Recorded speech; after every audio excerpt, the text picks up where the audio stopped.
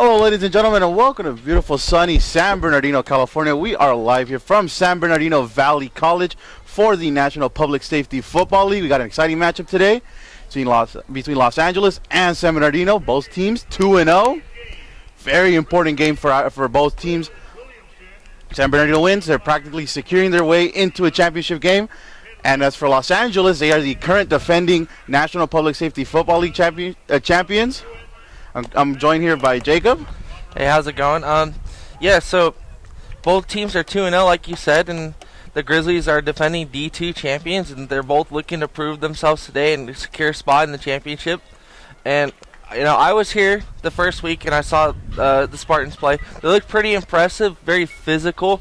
I just wanted to shout out the quarterback, Kevin Russell, formerly of U of R, and he looked very impressive that first week. Threw for, I believe, 3 TDs in the first half, and he's just running and gunning right off the bat. Didn't hold back at all. All right, well, folks, there you have it. You heard it right there. We are excited. We are a couple minutes away from kickoff. I'm going to take a quick break, and we'll be right back.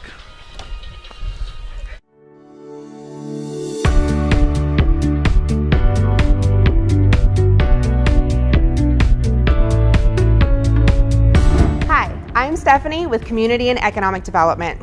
Are you interested in housing for all residents, businesses that serve community needs, safe parks, or the overall quality of life for you and your neighbors? If so, now's the time to get involved. San Bernardino 2050 is a major planning initiative led by the City of San Bernardino that involves an update to the general plan. The general plan is a long-range plan that sets goals and policies for how San Bernardino will look in the year 2050. We will be hosting a series of upcoming workshops in each ward. These workshops will be held on different days where you can help us identify areas in which new housing, businesses, industries, parks and open spaces, and other uses should be located. Now's the time to make your voice heard, and it's an opportunity for you to change the future of your city. I'm Stephanie Sanchez, encouraging you to visit futuresb2050.com and learn how you can participate.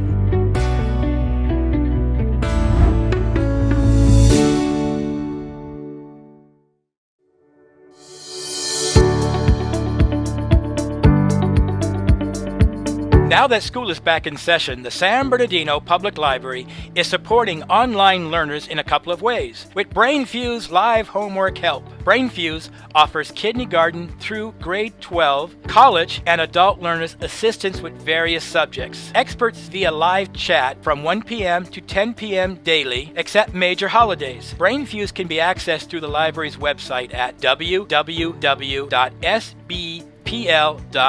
BrainFuse offers help with SATs, ACTs, and GED test prep. A writing lab is also available. BrainFuse is also available in Spanish. You will need a San Bernardino Public Library card to log in. If you do not already have one, you can sign up online for a free library card at the library's website at www.sbpl.org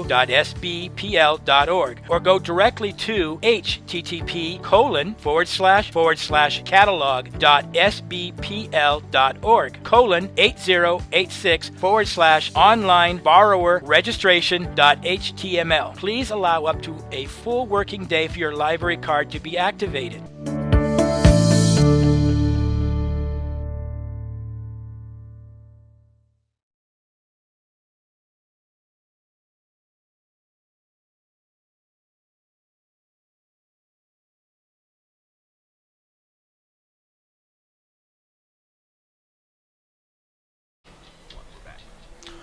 All right, folks, we are back here. You're taking a live look at the SBVC football field.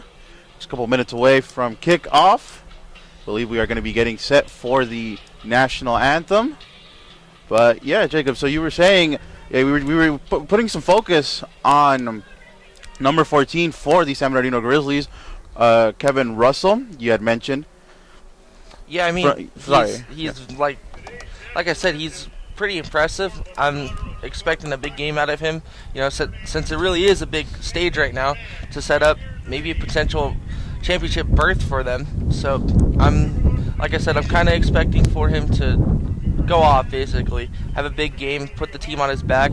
Offensively, obviously, he doesn't play defense, but Yeah. Our partners, sorry to cut you off, but we are going to get ready for the national anthem. We'll continue right after the national anthem.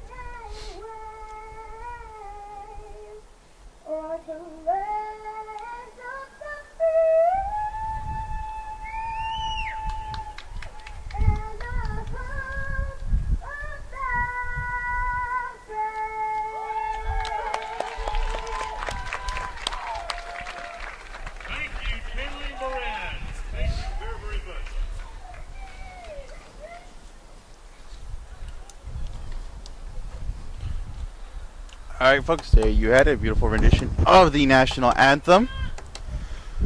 Just a couple seconds away from kickoff here. You're excited?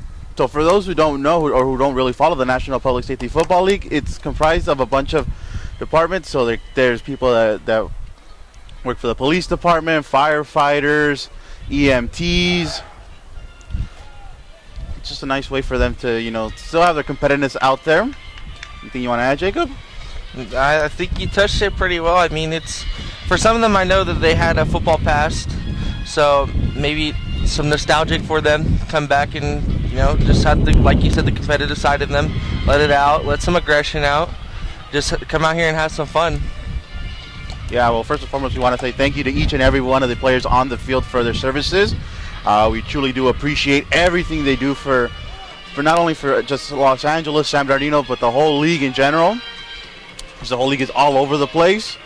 We have teams from Orlando, from Orange County, as we mentioned, San Bernardino, Los Angeles, Las Vegas.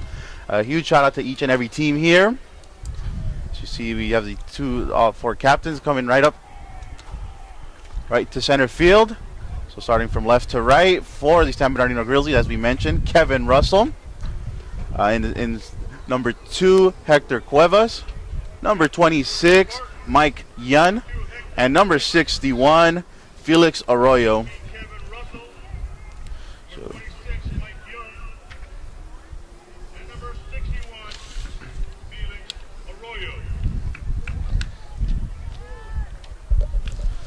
hey, Pep. SD is safety department?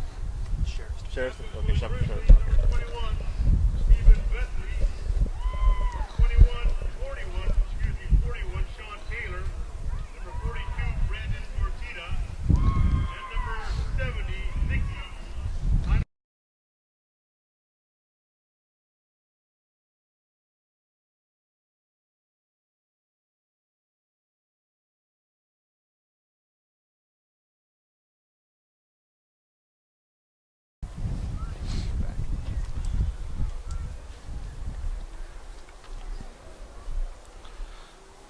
Get the coin toss going on.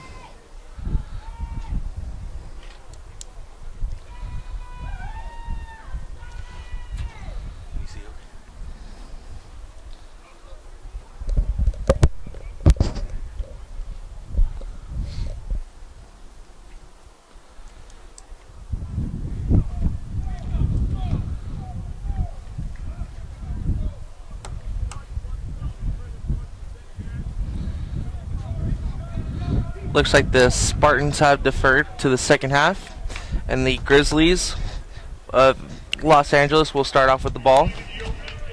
Okay. It's perfect as we get ready, set to go.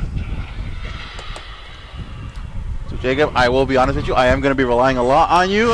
I'll make that straight clear. My specialty is not football. It's going to be my first time actually broadcasting a football game. Obviously, I love to watch it. I enjoy being down on the sideline for Inland Sports Show, especially when we cover high school football games. There's a bunch of differences, you know, when you're on the sideline trying to get some footage Compared to being up here trying to call it, you know. I got you. Yeah, it's just two different vibes, but they're both equally amazing. We're excited. I mean, think about it. A win for the Spartans, and they're practically in the championship.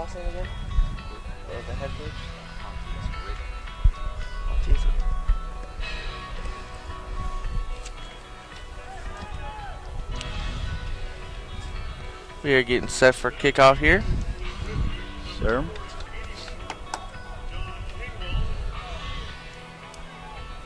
Like I said, it's always exciting to have football, right? You know, high school is right around the corner. Just got to get past the hot days of summer for them, and then season's here, and we'll be right back on the sidelines covering high school football games. Yeah, and we appreciate everybody tuning in to IEMG. If you guys haven't done so, we'd really appreciate, you know, a like or a subscribe. That helps out the channel a lot. As we get ready, set for kickoff. Here we go. Go out around the 30-yard line. There's already a couple flags thrown there. That kick was by number 31, Todd Underhill. So it looks like about the 35-yard line is where the Grizzlies are going to have the ball.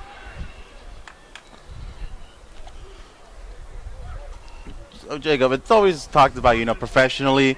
They say, you know, your first 15 plays are scripted. You know, I mean, obviously, this isn't a actual, you know, NFL. I mean, no offense to anything, not an NFL game, but you know, there's always something planned, right? Yeah, I mean, my guess is they're gonna come out firing out the gate, depending on their running back coming with the running game. As a QB, like right there, yep. Little nice 5-yard gain, but yeah, come out firing on all cylinders, make a statement early, and then hopefully your defense can hold up that lead for you guys. Yeah, you got to set the tone early. And I mean, Grizzlies already, the first play of the game, the QB showing a lot of confidence in keeping that ball. Got about maybe 5-6 yards right there.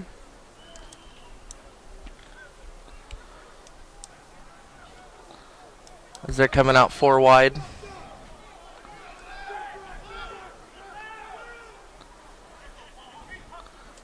Three receivers on the left.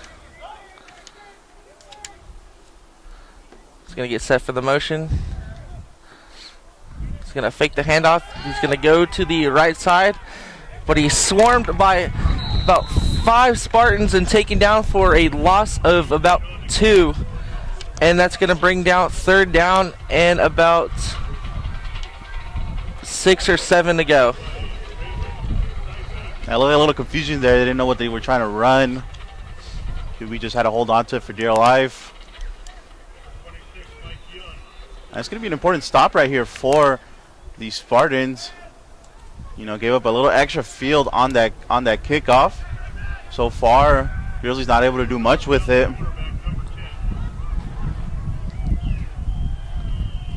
See if the Spartans could get a key 3rd down stop right here. Bernard gets ready to throw, keeps it, and it looks like he's going to get the sack, and he does get sacked. Swarms there by a couple of the Spartans for about a loss of maybe 3 or 4. It's going to bring a 4th down. See what they decide to do. It looks like they are going to punt. That's already the Spartans off on the right side. On the right side.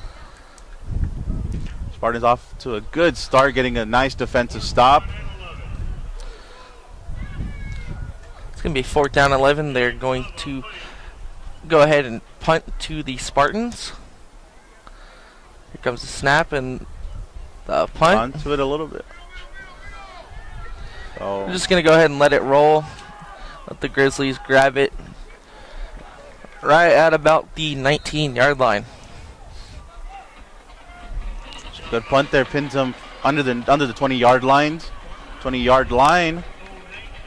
And it looks like we'll get our first look at Kevin Russell here.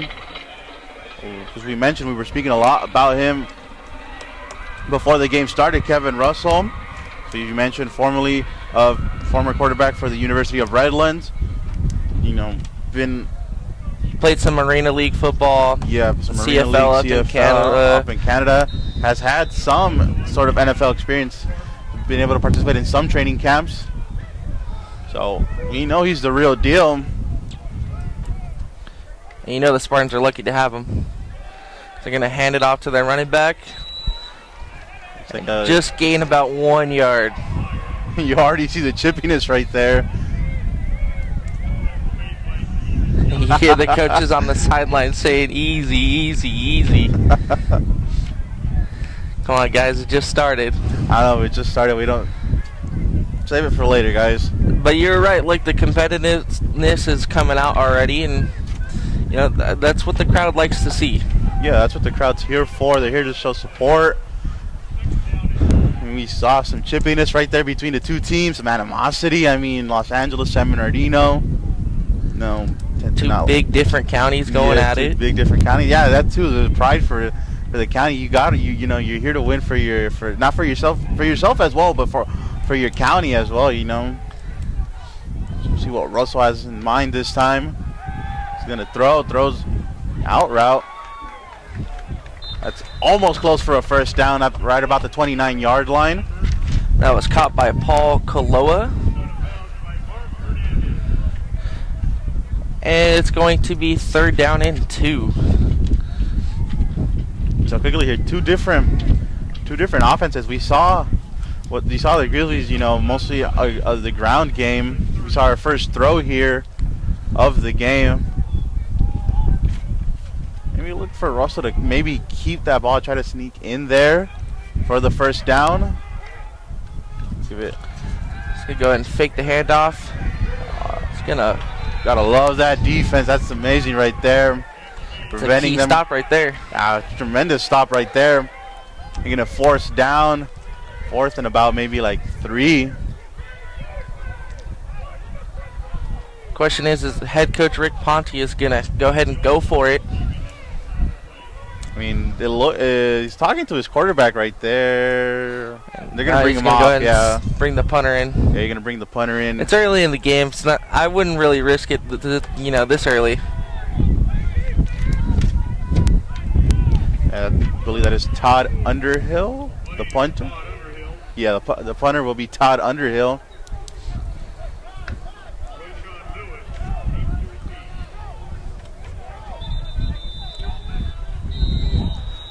I'll go ahead and call a timeout by the Spartans.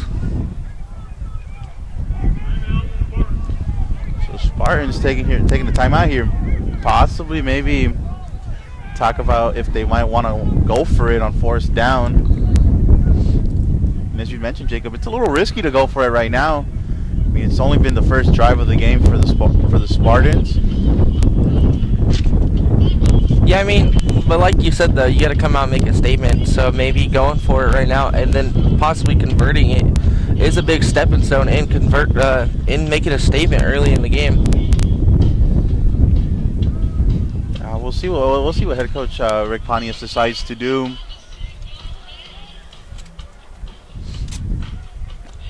So while we wait, so as we mentioned, Spartans 2-0. They beat Orlando here at the home opener a couple weeks ago. They also beat Orange County, but that was out there in Las Vegas. So currently the Spartans sit first in Division 2. We've been saying if they win today, they're in the championship and with high possibilities of making it to Division 1. So now it looks like they're going to keep the punt unit on. Todd Underhill. They get ready for the punt. It's a low snap. Doesn't control it properly. Barely gets it away. And it looks like it just went out about the 33-yard line. Sir. Yes, sir. Just unfortunate for the special teams unit there for the Spartans. A low snap. Underhill had no time at all. Just had to find a way to get rid of it. Just barely he's did. getting swarmed really fast. Was. So, I mean, this is prime field position for the Grizzlies.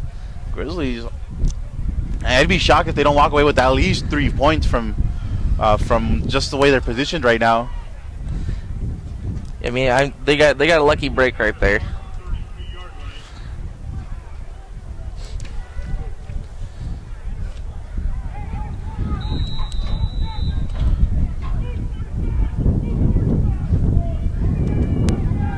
Here the coach is on the sideline calling out the plays.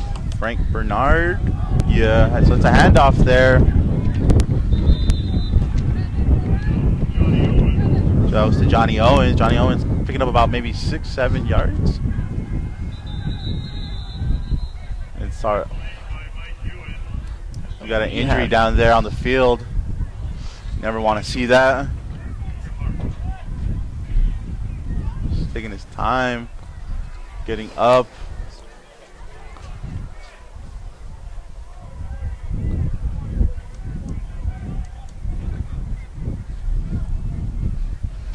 Let's go to break. It looks like we get down.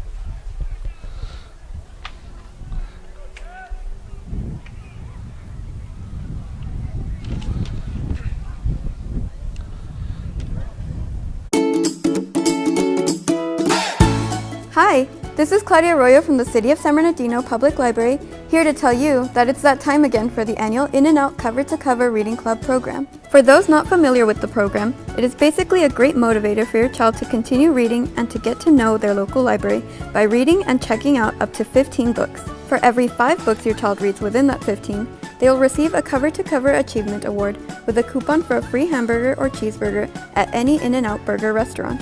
This year, the program will start from March 5th and end on April 16th. Children must be 4 to 12 years old to participate. For more information, call the library at 909-381-8235, visit our website www.sbpl.org, or visit our Facebook page at www.facebook.com/sbcitylib. Once again, this is Claudia Arroyo from the City of San Bernardino Public Library. Happy reading!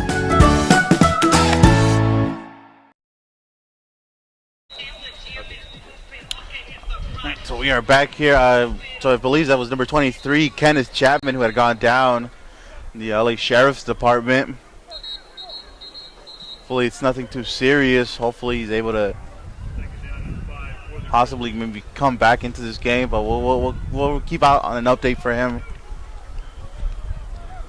For right now, Frank Bernard gonna hand it off to his running back right up the middle.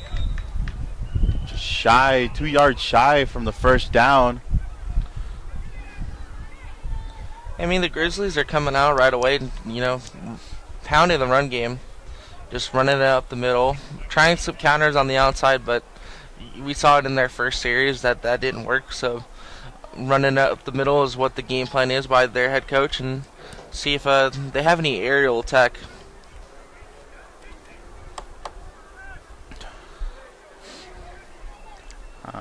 Possibly look here for another running play. He goes out, just throws it away. Oh, right off the fingertips. Just could not come up with the catch there, the tight end. That is number... I don't know if you just saw that, Ernesto. We had a receiver in the far corner in the end zone putting his hands up like, why didn't you look at me? I was wide open. Yeah, it's just pressure. I mean, good job by the Spartans getting pressure on the quarterback, forcing him to just throw the ball away right there. And looks like they're gonna go for it on fourth down. Yeah. So, I mean, you got to go for it at this point. You're so close to the end zone. 3 points here. Run it up the middle. Oh, beautiful run. Left side. He's gonna go ahead and shed on his feet, and he's in for the score. Wow, that was a gutsy move by the Grizzlies, but it did work out, and now they're up with the 6-0 lead. Yeah, man, what a tremendous, gutsy call there, as you said it. I mean, their run game has been, unstoppable at the moment. Keep doing what you're doing best, right? I mean, he just plowed over that Spartan defender. Right. Just sat him down and ran right into the end through zone. it. Turn on the afterburners. Looks like that's 25, Eric Nava, or 35.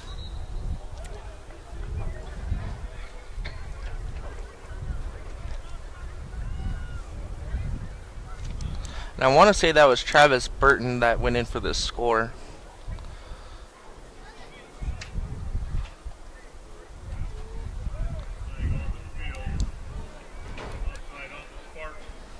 As there's a flag and it's called offsides on the Spartans. But the Grizzlies are going to go ahead and decline it and continue with the extra point. So you're going to call for the snap. And going to kick it right through the uprights. And now the Grizzlies have a 7-0 lead here with 9:19 left in the first quarter, as they will kick back to the Spartans and see if they can do a little bit better than they did their first series. Yeah, I mean, it goes back to that fourth down that down play right there. Gutsy move there for the head coach for the Grizzlies, just deciding to go for it. Went for it, and I mean, he was rewarded. Touchdown, 6 points. Maybe it'll teach the Spartans head coach to go for it next time. Because he was in the same situation about 4th and 2, and he said, it's too early. But then the Grizzlies were like, hey, we're in the same situation. Why don't we do it instead? Yeah, and exactly, that's what cost them right there. They decided to go for the punt. The snap was low. Punter, Todd Underhill just couldn't hold on to it properly. It was unfortunate for him. Just barely got it off before he was swarmed. And that gave the Grizzlies prime field position, allowing them to, they're like, well, we got this field position. We're not going to waste it. Might as well try to take advantage of it. And they did, and now they're up 7-0. I mean, if I was the head coach, like you said, I was given such a good opportunity in our own, in enemy territory to score, and just to walk away with no points, I would be very upset with that. So, 4th down play worked, and let's see if their defense can hold up. See, there's some return, a little struggle there, but finally gets onto that ball. Sheds a couple tackles. Oh, this is a good one there. That's some nice field position there, starting off around the 33-yard line. As we're going to get our second look at Kevin Russell. Kevin Russell. If you guys haven't checked it out, there is a interview with Kevin Russell and Mr. Pep Fernandez on the IEMG YouTube channel. And what was that, Pep? And we are going to actually play it at halftime, during the halftime break, and just check up with him how life is, and how being a sheriff is. The life in being on duty. So Russell, we get our second look at Russell here. Off the ball, maybe trying to go for the long ball. Ooh, possible flag there. Spins around one, gets past nice another. Spin move. There's a possibility there of that being a face mask right there. I don't think the ref saw it. But Russell doing a good job of just avoiding some of the Grizzlies. He's going to go ahead and get his call from his offense coordinator. He picked up about 2 yards on that play right there. About 2nd and 8 now. We saw the Grizzlies not really. Apologies for the Spartans. We're looking to throw the ball. Haven't really ran that many plays. Yeah, I mean, I was here in the home opener, and they weren't running at all. It was, like I said, it was the whole Kevin Russell show, which you're basically about to get a glimpse of as he's running out to the right side, and he's going to get that first down and some little more room to work with. Yeah, that's what we were talking about, Kevin Russell. Just makes things happen. It's all right there. Able to pick up the first down with the legs. I mean, there's nothing wrong. He surveyed the field and he didn't see anything available, so he said, you know what, I'm just going to take it myself, and got his team a first down. And see if they can keep going from there. Sir, got a little bit of the elements in our way right now. It's a little windy here. I mean, I lived here in California my whole life. I don't. Yeah, I know the Fontana wins, but I mean, on a nice, beautiful day like today in spring, the winds to be like this. I don't know if I'd call it spring. It just rained 2 days ago. Oh, that's the first throw right there. Juggled up. Hobbled and Almost intercepted by the Grizzlies. Oh, Russell there take a big hit. Was able to get that ball away. Receiver did a good job. Well, I don't know if maybe, juggled it up. Almost had it intercepted, but caught a big break there. yeah, the Spartans catching a big break. The pass was intended for Deshaun Jones, but ultimately incomplete, which is, like I said, a very lucky break for them.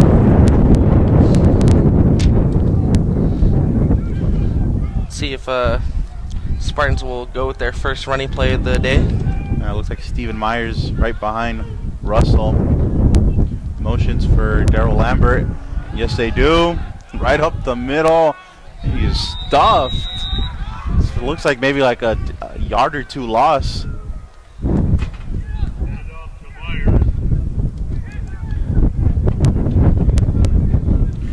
Steven Myers not getting any yards on that play right there.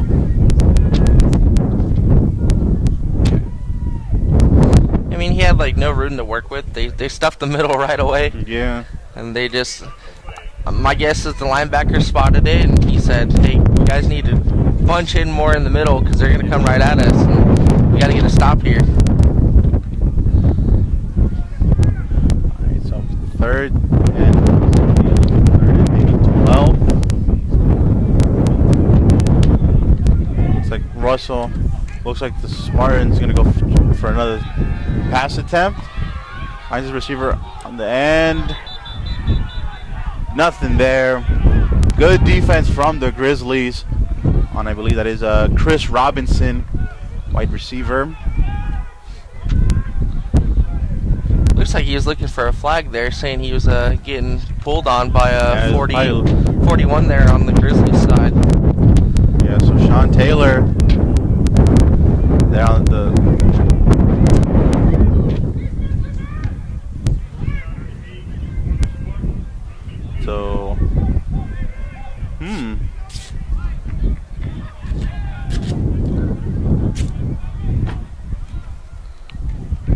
Go ahead and bring out the punting unit. Yeah, so hopefully this time it goes a lot smoother than last. Sir, yes sir.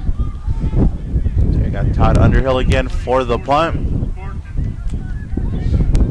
So we've seen 2 drives now from the Spartans, just not much going for them. Mostly been the Kevin Russell show. He's able to get that first down. As that punt is over, the snap is high. He's gonna have to hold on to it, and oh my God, once again, Grizzlies. Another fortunate break for the Grizzlies. Yeah, again. Another prime opportunity for them. It's been 2 unfortunate situations there for the special teams unit. First one was a little bit low. The second snap right there, way high, way over the punter. I mean, you're not doing your defense any favors with that either. No, you're just not giving them any room to work with. And then you're just handing the enemy team hopefully at least 3 points.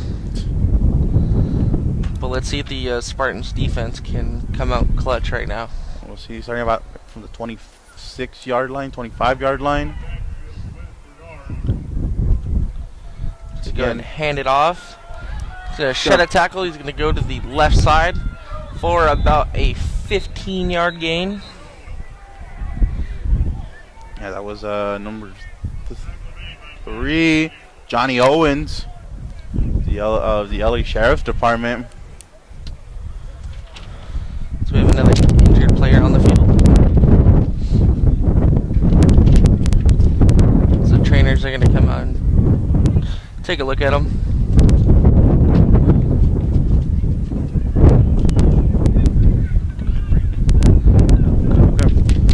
So take a quick break and we'll be right back after this.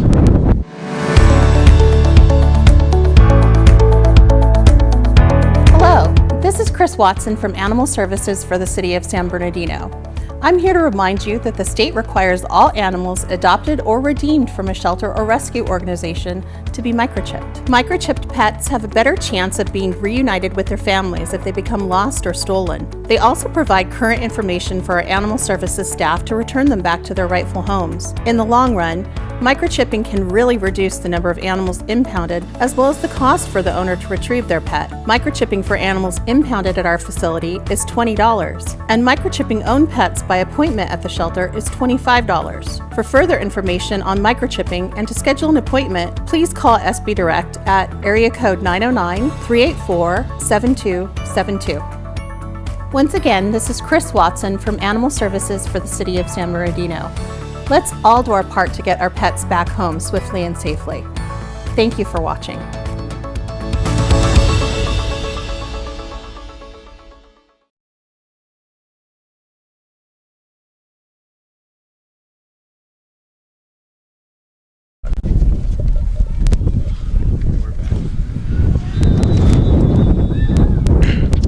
We are back after that unfortunate injury, so that's been 2 Grizzlies that have gone down. It's unfortunate for them.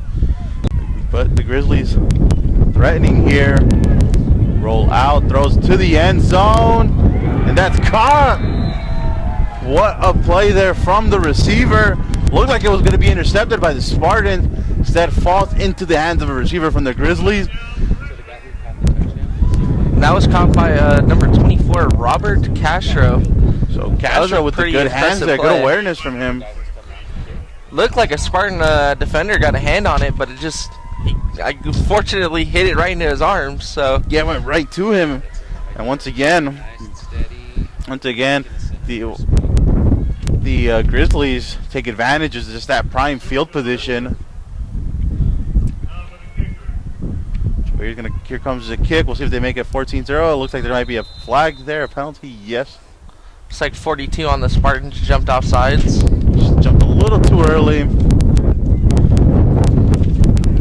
the Grizzlies caught a break there.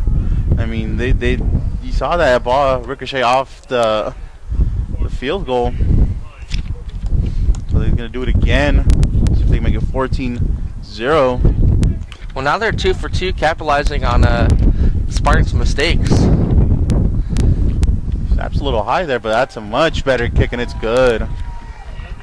And now the Grizzlies are going to take a 14-0 lead over the Spartans.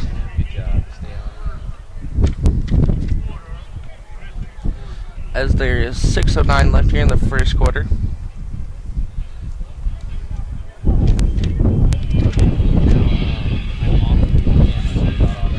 Just waiting for both sides to get their kickoff units on the field.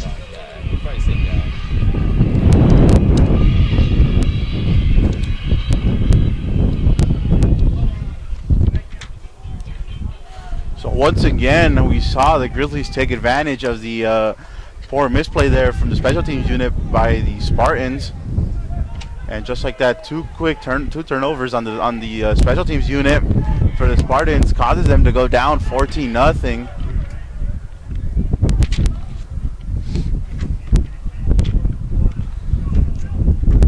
So Eric Nava for the Grizzlies, the kicker.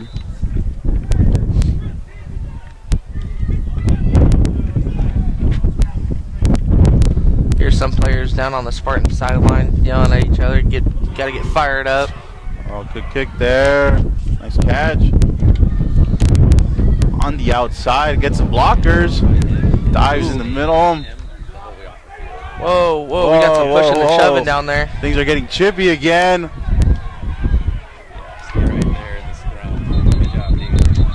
Got flags thrown. Looks like some punches were being thrown too. Oh, no, you don't want to see that right now. You don't want to see that ever. The altercation started with number 0 from the Spartans, and then I really couldn't see who he was pushing and shoving with from the Grizzlies side, but yeah, so that was Ed Zubo of the Grizzlies. Yeah, the play was already dead. We saw the returner just dive and try to get some extra yards right there, and Ed Zubo, and we're trying to figure out who it was from the Spartans. I believe it might be number 27, maybe. Yeah. Conan Grigsby. A lot of chippiness very early in the game. Yeah, and you can see the frustration mounting on the Spartans already. It might be number 2.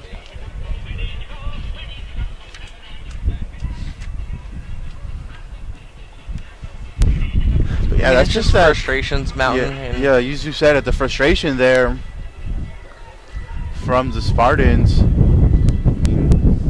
2 errors have pretty much cost them 14 points already. And they haven't really done much on the offensive end as well either. Looks like the flag was I guess it was called on the Grizzlies. So the Spartans are going to get a little more field position.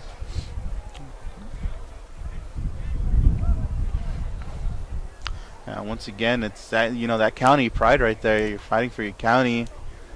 Not to mention the LA Grizzlies, the San Bernardino Spartans.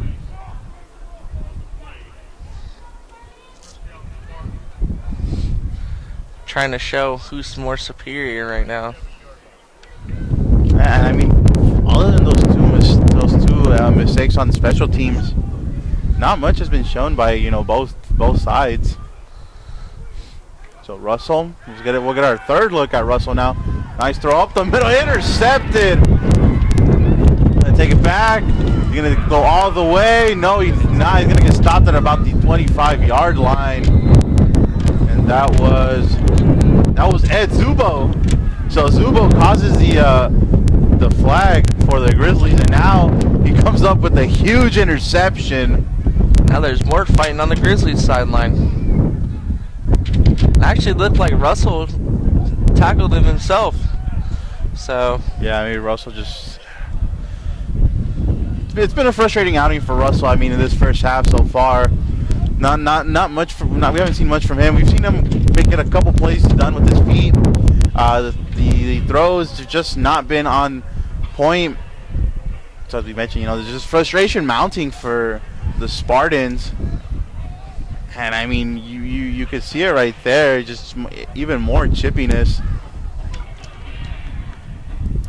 Everybody just gotta take a deep breath and calm down. And Daniel Urquhart, he was the man that was down there for a bit. He's gonna get looked at by the trainers.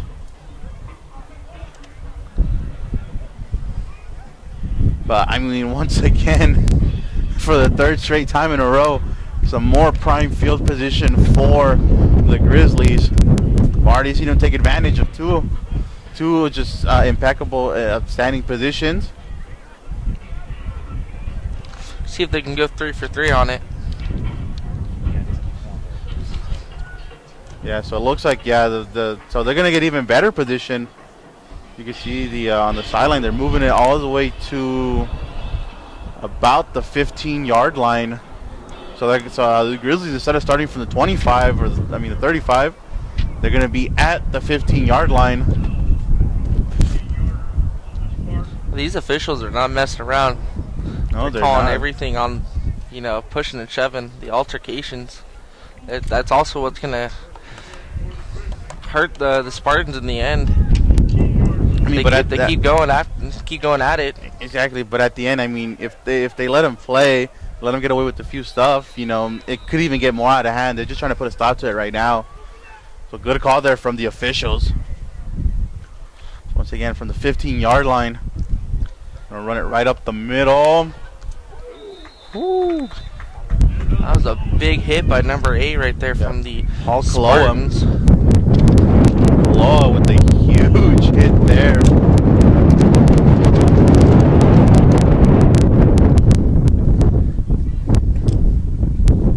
The winds out here are starting to pick up. So yeah, Johnny Owens got maybe about, I want to say 1 to 2 yards on that play. Yeah, give or take one or two. So it's gonna be 2nd and 8.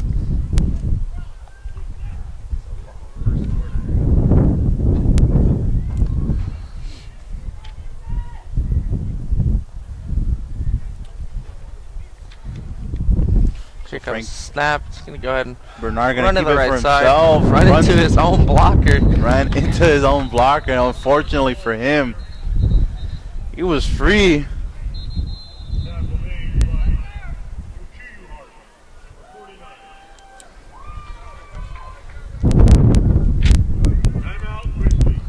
Grizzlies gonna take a timeout here.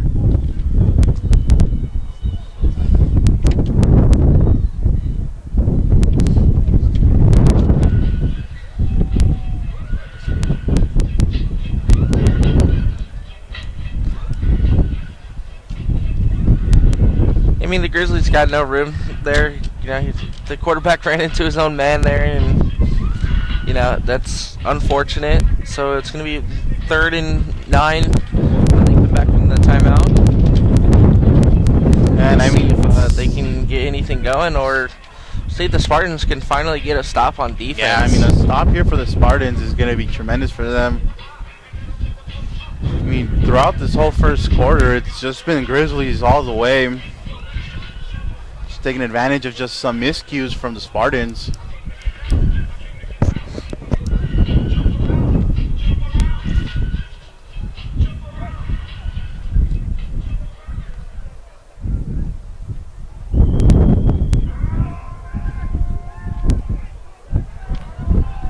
So 3rd and about maybe 8.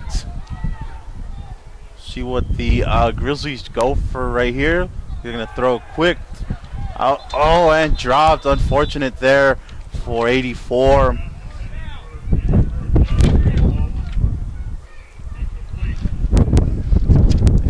John Greenwald. Greenwald Yeah. was the intended receiver. Looks like they were going for a little screen pass to get a little more room for their kicker, but Yeah, and Greenwald just unable to hold on to it. But I mean, looks like they're going to be going for it again. again, yeah, we saw it on their second drive. They went for it on 4th down. It's going to be 4th and 10. They're 4th and 10. They got nothing to lose. I mean, if they turn it over, It's gonna be Spartans got a long way to go. exactly right up the middle. Right up the middle, and it's going to be incomplete. Now the Spartans are going to take over at their own 15-yard line, looks like. Yeah, but still, at the end of the day, that's a nice moral victory for the Spartans. We've seen them in these past three series for the Grizzlies. You know, get points on the board. To come away with no points on the board, sure, you're starting at Sign the of 15. life. Yeah, you're starting at the 15-yard line, but these past 2 drives, the Grizzlies that were able to get points on you. So we'll see if anything they can get anything going. I mean, it's early to say, but I don't want to, we don't want to be the ones to curse Russell here. We were talking really high about him before the game started, and it's had a so-so start to the game so far. Obviously, Maybe it's just going to take them a little bit longer to get warmed up. yeah, obviously. I mean, there's still 3 quarters left. There's still plenty of time. It's only 14 points. Yeah, it's not like he's in the middle of the 3rd quarter down, 17 or 21, and he's looking like how he's looking right now, but he's scrambling around. He can't but find anybody. He's going to be taken down for a sack. About a loss of, I want to say, 7 or 8. Yeah, I lost about maybe 8. Yeah, Russell just couldn't find anybody looking. His receivers were covered. He's going to be sacked by number 66 of the Grizzlies, John Toalua. John Toalua with the sack. And I mean, you see it on both sides for the Grizzlies. Just the aggressiveness on the offensive end to go for it on 4th down. The defense, just not giving up, making making play life like that. terrible. Life terrible for Russell. 2nd down and 20. Long way to go for a 1st down. But if anybody can do it, it is Russell. Russell throws it up. Oh! Receiver Just Chris missed Robinson. Yeah, Robinson had it in his hands. Could not come down with it. Unfortunate. And Grizzlies catch a break right there.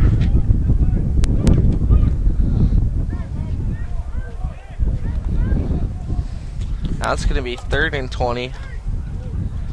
I mean, if they can get a good portion of it, 16, 17 yards, maybe they'll decide to finally go for it. You've seen the Grizzlies go for it twice already, so maybe take a page out of their own book and just go for it. Yeah, or maybe just try to get a couple more yards up the middle. See if third time's the charm for their special teams unit.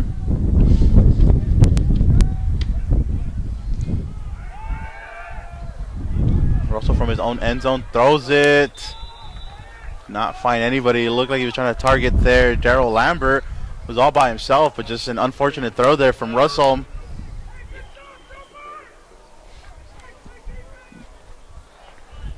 Yeah, it's just been an off day for Russell, hasn't it? Yeah, I mean, he's not getting enough time from his offensive line. The Grizzlies are stacking up the middle, and they're just coming right at him. Yeah, well, even then, I mean, you saw Lambert was there wide open. Just an inaccurate throw from Russell. Could have had him, maybe move the ball up a little bit. Now we're gonna see it's gonna be tough for the Spartans. I believe they're gonna try to punt it. Yeah. There's not a lot of room for error here. Yeah, so it looks like James Reagan, number 10. Finally, they get a good punt off. Gonna send him way back, almost to the half-field line. Ball takes a good bounce in their favor. So around the 45-yard line is where the Grizzlies are gonna start. Yeah, 3:02 here in the first quarter. Yeah, First and 10 Grizzlies. Well, it looks like third time was the charm for the special teams unit for the Spartans, able to get that punt away. I guess they just needed to change up their punter. Well, I mean, not even then. I mean, the first one was low. The second one was over his head. Can't really blame the punter on that one.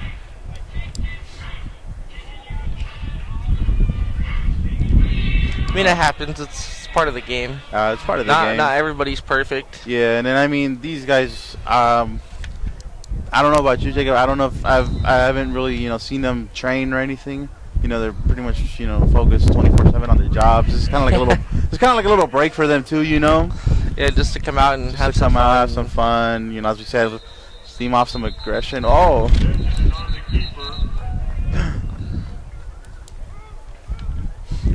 Yeah, it's like like a form for them to just relieve some stress, get some aggression out of their system.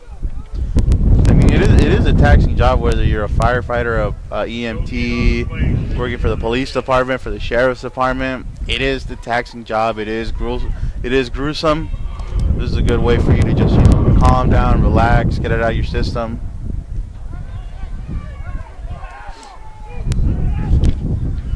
So look at the Grizzlies. And the throw down the field. Oh, beautiful throw. Just a little off the hands of the receiver. I was going to, I believe, number 23. Oh, Kenneth Chapman's back in there. Kenneth Chapman. So that's good to see. Yeah, we saw him go down on the second drive for the Grizzlies. It's great to see him out there. Just goes off his fingertips. He's able to come up with it. And once again, if you get a stop here, the Spartans, they could be cooking something.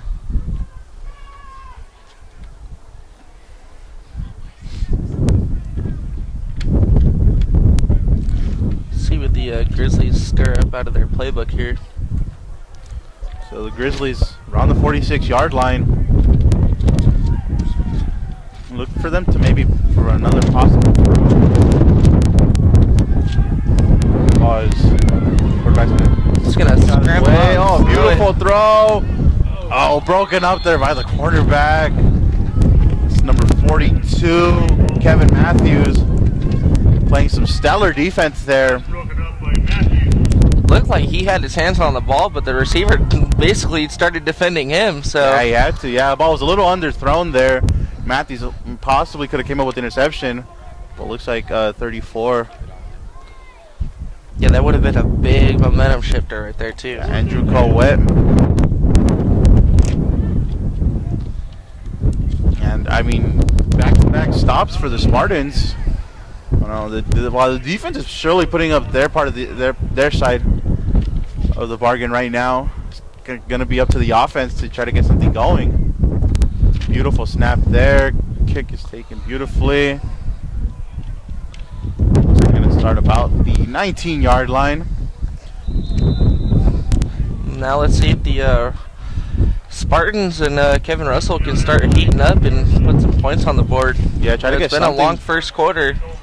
You know, there still is 152 left in the first quarter, but like you said, there's still 3 quarters left, and you know if they keep getting these key stops, but their offense still needs to counter and do something with the momentum. Yeah, they're getting all these stops and they're not doing anything with it. They got to start doing something with it. Exactly. Yeah, the defense, as we said, is putting up their side of the bargain.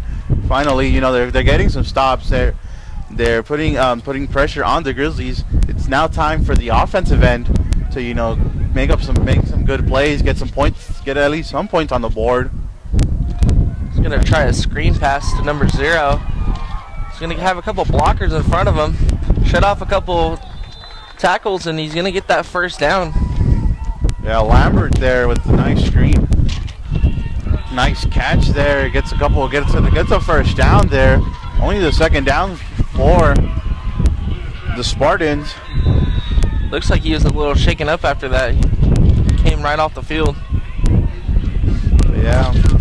Yeah, this is exactly what you want to see from Russell and the Spartans. Well, Russell's pretty good at getting out of the pocket when he feels the pressure, but he's got to get better on throwing on the run. You know, you saw in the previous series that he tried to throw it to Lambert, but he missed him by, you know, probably a good 5-6 feet. But other than that, just like that, yeah, he's got to get better with his throws if they want to have a chance to win this ball game. Yeah, I mean, we've hardly seen any runs from the Spartans. It's been relying mostly on on throwing plays.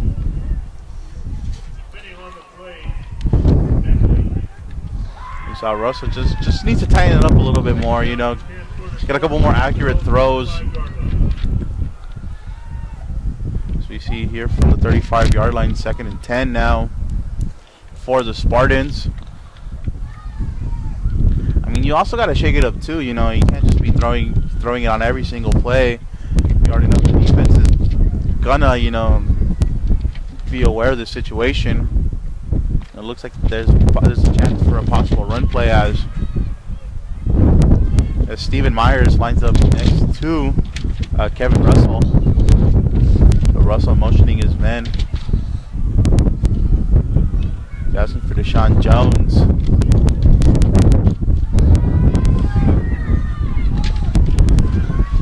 Throws it up and almost picked off. That once again another incomplete pass from Russell. It's almost another interception for Sean Taylor too. But pretty good defense from the Grizzlies so far. And they're just, like I said, they're putting a lot of pressure on Russell, and he's not getting any chance to, you know, get set and throw at all. He's always on the run. Yeah, and when you gotta make the quarterback run, you know, he can't stay in the pocket for too long. It's tough. We've seen Russell, you know, just not being able to throw on the run as he would like. I mean, we know the talent's there. The arm strength is there. It's just his receivers haven't been able to get opened. As we mentioned, the Grizzly defense doing a real good job of just staying on top of their players. So looks like he might take it himself, and he does. Takes it up the middle. It's about maybe 7 yards on that. Making possibly like a 4 and 3. So now it looks like it's going to be a fourth and 1, 4th and 2. Maybe head coach Rick Pontius will go for it now.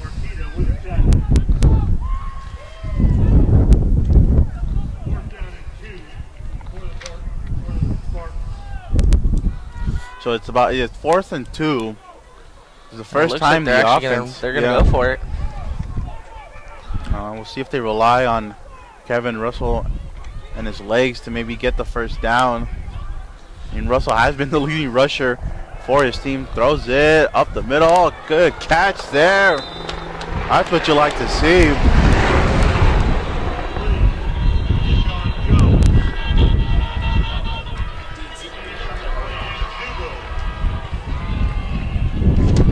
that's the end of the first quarter. We're going to take a quick break. We'll be right back, folks.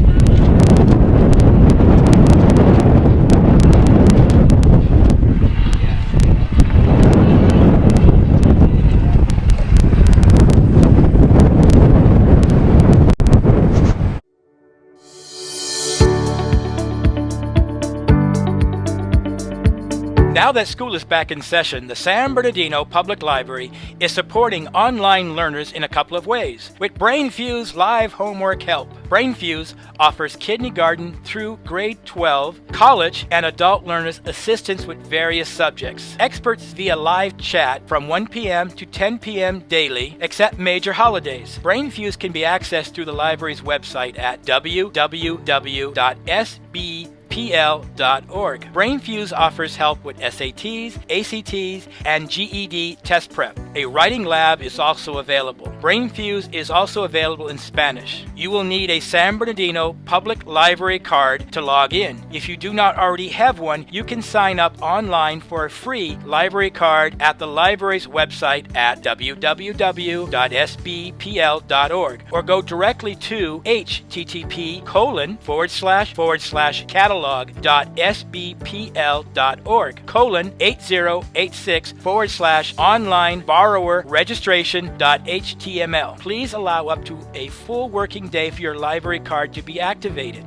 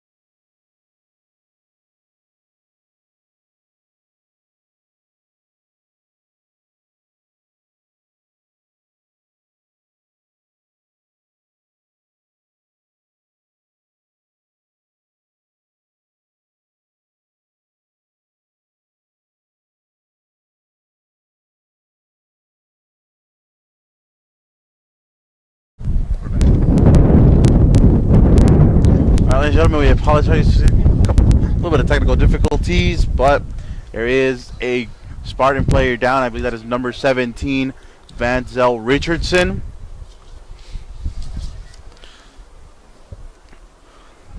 So this is the start of the second quarter here. Spartans trying to, start the comeback here. They're down 14-0. It's been all Grizzlies. That first quarter was all Grizzlies, but towards the end, I mean, we're seeing here that the Spartans, have a lot of firepower On the defensive side, especially, they're getting a lot of stops, but their offense needs to have their back too. Yeah, the offense needs to pick it up, and they have been doing so well right here now at the start of the second quarter.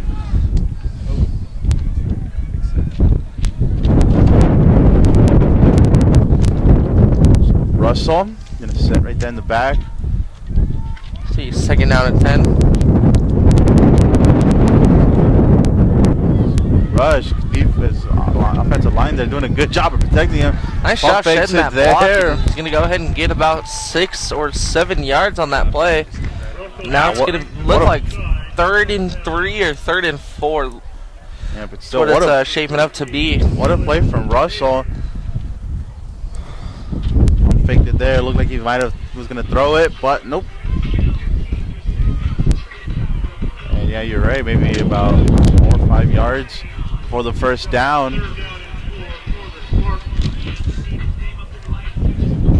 Yeah, so it's 3rd and 4 for the Spartans. Down 14-0. Trying to get some points up on the board here to start their comeback. Russell, starting to maybe find a rhythm, find a groove here. Russell motions. Keep it. Looking for someone. Up the middle. Oh, almost intercepted. Wow. That was in his hands. Royshawn Lewis. Yeah, Royshawn Lewis had that ball in his hands. Could not come up cleanly with the interception. And I mean, Spartans catch a huge, huge break right there. So it looks like they might keep the offense on. Yeah, maybe they're gonna go for it again. Yeah, we saw it on before the first half ended. Able to get that first down.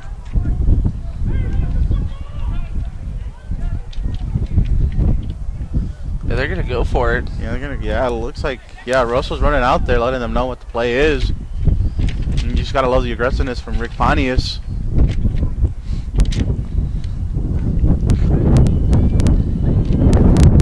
Well, at this point, they need to get something on the board.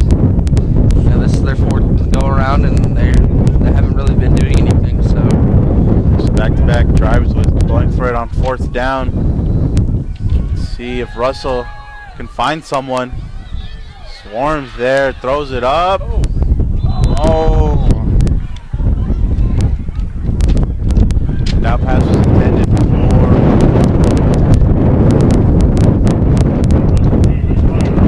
for Stephen Myers, just unable to come up with the ball cleanly. And that ball's going to be turned over on downs.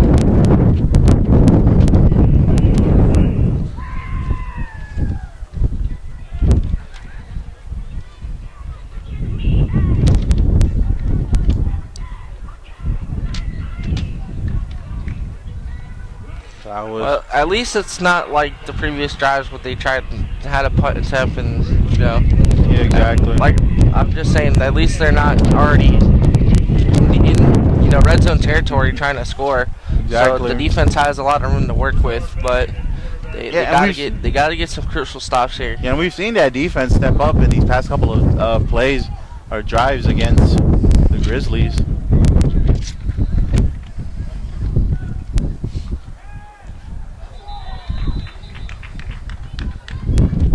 Nice stop there by the Spartans. So that pass was intended for Greenwald. Just a little far from him. Couldn't get a hand onto him. And this Spartans defense has been really coming to life these past couple of drives. I mean, it also helps too that they don't have to defend, in their red zone territory. Yeah. That sure is a big help. It's going to be 2nd and 10 for the Grizzlies. Bernard going to hand it off there. And it looks like he just made it back to the line of scrimmage, so it's going to be 3rd down and 10. Bernard there with the handoff to Johnny Owens. As it looks like maybe a loss. Looks like a loss of a yard or two. And once again, I have another injured Grizzly down on the field. Injury timeout.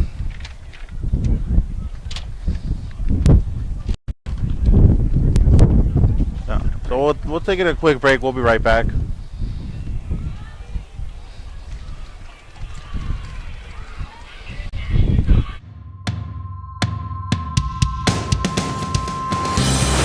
Hello, I am Vanessa Carbajal with the City of San Bernardino Parks, Recreation, and Community Services, and we are excited to let you know SB Arts Fest is back.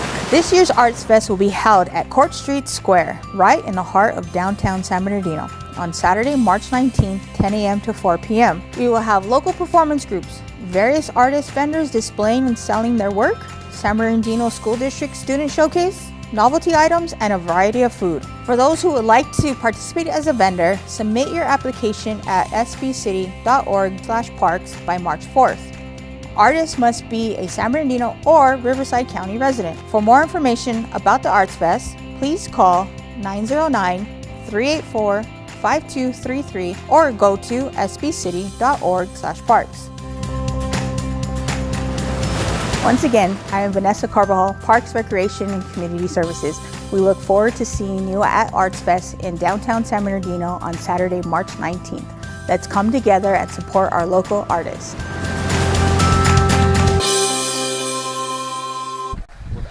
All right, ladies and gentlemen, we are back here. We are live here from San Bernardino Valley College. Grizzlies up 14-0. Bernard scrambling around, almost broke a tackle. Good stop there from 59. That is Paul Ferrari. Bernard tried to sneak away with that one. Ferrari able to tackle. Looks like that's going to be about 4th and 7 or 4th and 6, but they're definitely not going to go for it on this time. Yeah, they're going to bring out the punt unit. Maybe a miscue. Hopefully for the Spartans could go their way, and maybe a bad snap for the Grizzlies. Yep. We've seen it go wrong for the Spartans. Spartans are hoping that maybe the Grizzlies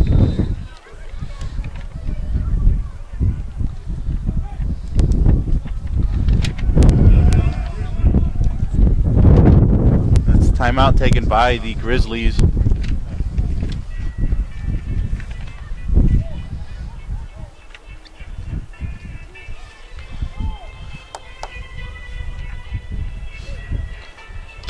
Yeah, the Spartans got to get something going this next offensive drive.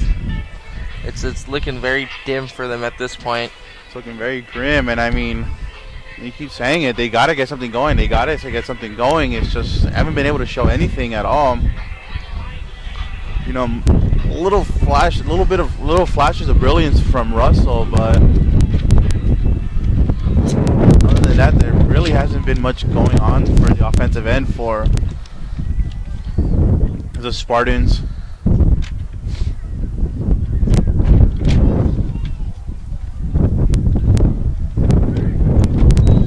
Punt here. Eric Nava.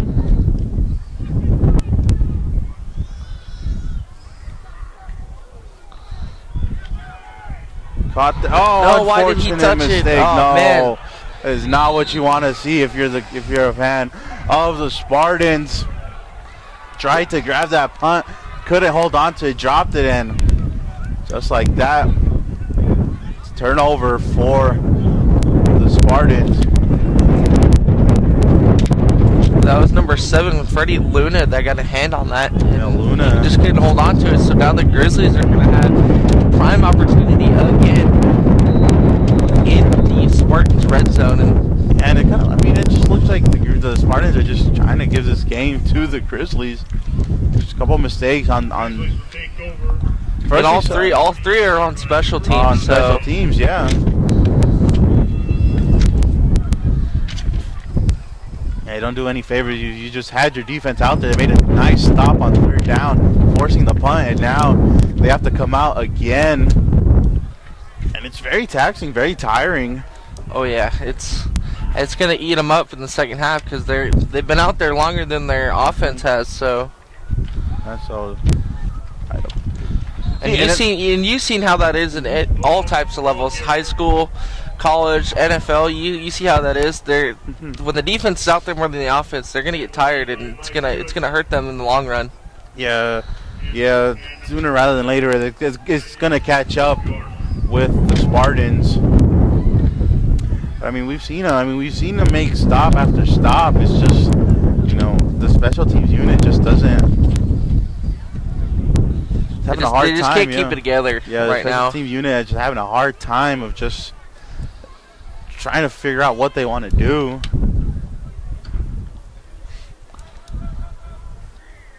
This is going to be 2nd and 10 for the Grizzlies. Spartans 30-yard line. Ooh, big hit there by. Looks like number 26 got that hit. Yes, sir. That's Mike Yoon. Or Ian. Apologies on that. So Mike Ian with the tackle. It's going to be 39 now for the Grizzlies. See if the defense for the Spartans can get yet another stop, and hopefully no more special teams miscues for the rest of the game. I mean, we know the defense can do their job. It's just, as like you said, just special teams has been, I mean, let's be honest, it's horrendous for the Spartans today. Special teams and the offense got to get it together, because like we keep saying, the only person that's wide getting receiver together. open, cuts down, touchdown. What a throw there from the quarterback, Bernard. I believe that is number 84, John Greenwald. That was good awareness right there, getting his 2 feet down. So I was Just by the line. So Lender Benjamin, beautiful, accurate throw, and Greenwald comes down with the beautiful catch. And once again, Grizzlies taking advantage of another special teams miscue from the Spartans. So now they're going to look to take a commanding 21-0 lead. They're going to go for the extra point with 9 minutes and 30 seconds left in the second quarter. Snaps a little high. Looks like they're going to go for they're a gonna have to fake. switch it up now. Fakes it and broken up. No! Wow. It's going to be caught by number 21 for the 2-point conversion. Wow. So Stephen Bethley, I mean, that whole situation broke down. Unfortunate for the Grizzlies. You know, the snap was high, couldn't get the kickoff, scrambles around, and I mean, instead of walking away with a point, they come out with 2 now. I mean, everything just going the Grizzlies' way right now. It started to be an unfortunate situation, then it broke into a good situation. So, but good awareness by Bethley to turn around and look for that ball that was coming right at him, and hands too. I mean, quick reaction there from the holder as well. You saw that snap was high. He was like, he didn't want to risk it, so decided to just pick it up, threw it to the end zone, hoped for the best, and then he got the best outcome.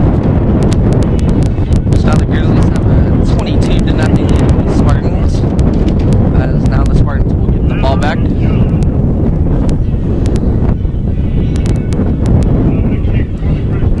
You know, head coach Rick Pontius is not happy right now. Yeah, you bet. So Eric Nava, who was supposed to kick the extra point, had to hold off. He's gonna get his chance to on the kickoff here, and just everything going the Grizzlies' way right now. At this point, they're proving why that they're the defending Division II champions right now. Kick up the middle, down there. He's past one. It looked like he might have skimmed off another player. Stays in bound. Right at about maybe the 5-yard line. But Daryl Lambert was just going to try to let it go out of bounds, but it had skimmed off 2 Spartan players. So if he didn't pick it up, and the Grizzlies did, it would have been Grizzly ball. Yeah, the special teams they got to wake up. This is getting a little out of hand at this point. Yeah, yes it is. And you're not doing any favors. You got to start from the 5-yard line.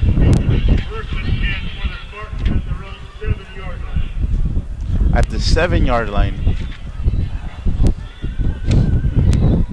It's just been miscue after miscue after miscue for the special teams unit. Someone down there has to, you know, put a stop to this, try to get things under control. But just once again another look at Kevin Russell. Will they get? They're gonna hand off to Myers for about possibly just 1 yard. So not much for the running game either. No, we haven't really seen much of the running game. Most of the running game has been actually by Russell, just scrambling out of the pocket, trying to just get away from the defense.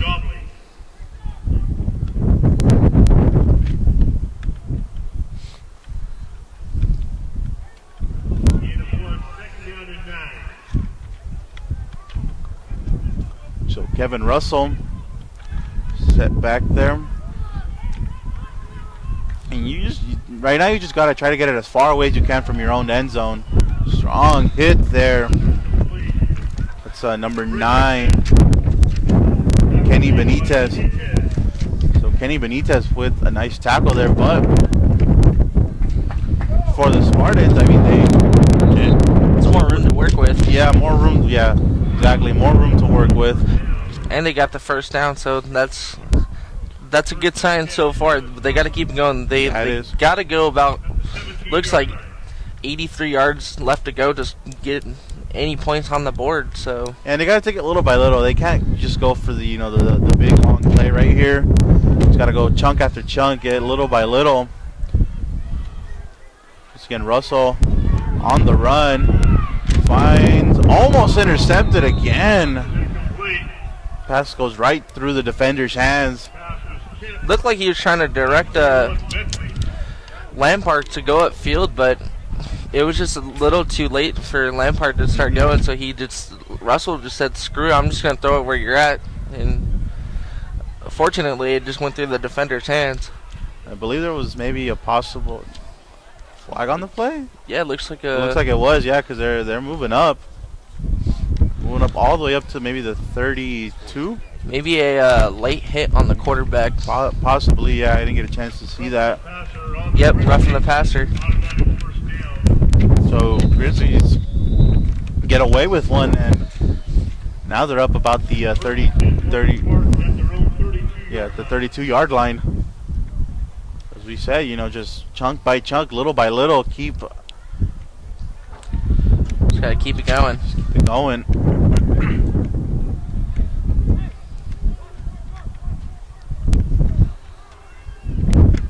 So Russell.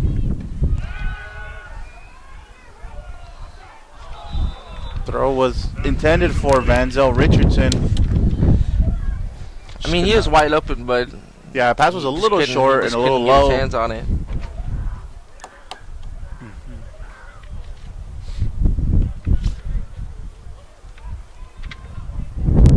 Now it's going to be 2nd and 10 for the Spartans,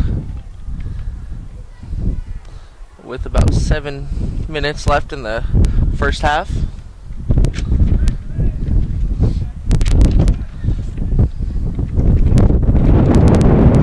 Mentioned just been all Grizzlies here for this first half. The defensive miscues on the special teams unit is really what has caused the Spartans to be down points. Russell looking to go deep up the middle, swatted down, almost intercepted. You see That's a by little Freddie Luna. Yeah, Freddie Luna, you can see the frustration there. Ed Zubo just saying, with you motioning that he had it in his hands.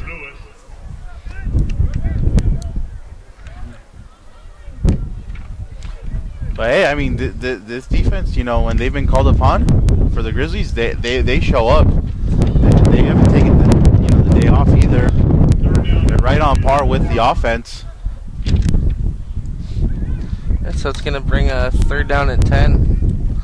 See if Russell can just scramble, get something. They only need 10 yards, so they got to get it, keep the momentum going. They got to go into the locker room at halftime with some points and some momentum to come out firing in that second half. Yeah, because I mean, if you go in with the big fat goose egg, that's not looking too bright. Yeah, that morale is gonna be low, and it looks like he's gonna get sacked. Yeah, all the way down the 20-yard line, possibly like maybe about 8-yard loss. Looked like that sack was made by number 27. So Sam Iniojos. Yeah, just nothing there. I mean, the offensive line just broke down for Russell, and he had nothing he could do. He didn't want to throw it either. He didn't want to throw it away, risking an interception. Said he takes the sack. They'll start about the 22-yard line. So it's about 4th and 20. Looks like, and another missed opportunity by the Spartans to get some points up on the board. So like they also brought in a new punter as well. Looks like number 18. Sorry, 16. It's going to be Seth Nottingham. It's going to be the new punter for the Spartans. It looks like about the 50. The 40. Yeah. About the 47-yard line. 47, yeah.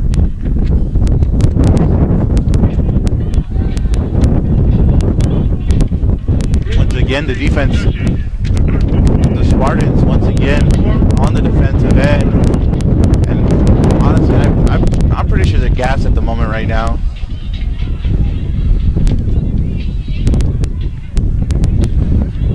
If we were able to keep up on how long they've been out there, I'm gonna guess it's a pretty good portion of the game. Yeah, I'd say perhaps maybe more than 12, 13, 14 minutes at most, I want to say. I mean, that's just not a recipe for winning right there.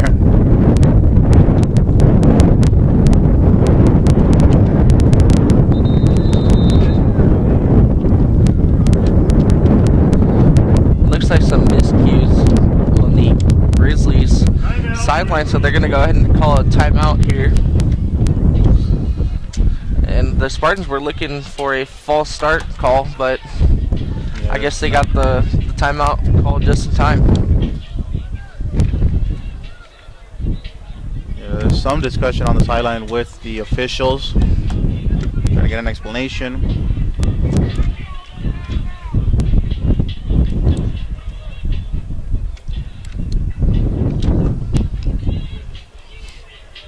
See, the defense could get another stop. You know, best case scenario, maybe a pick six, put some points on the board. But any stop would be key at this point. Yeah, it was about 5:53 left on the clock here in this first half. He said, you know, just going in, if you go into halftime with no points, it's just a huge morale blow.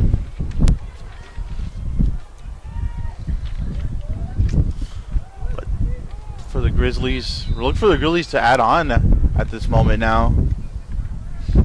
I mean, they want to put the game away as quickly as possible.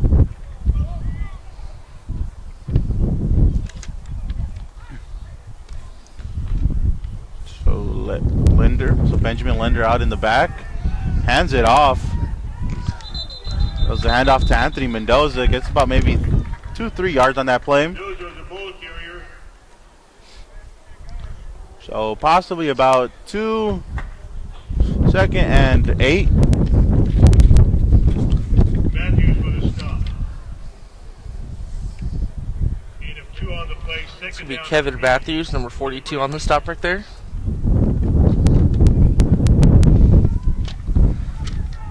As the Spartans are trying to do something.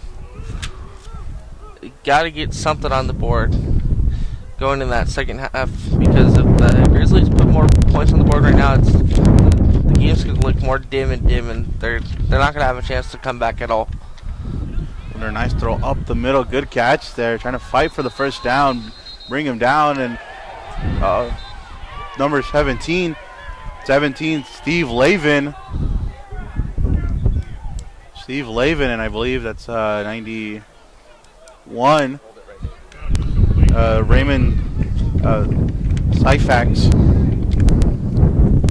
Those two were going at it.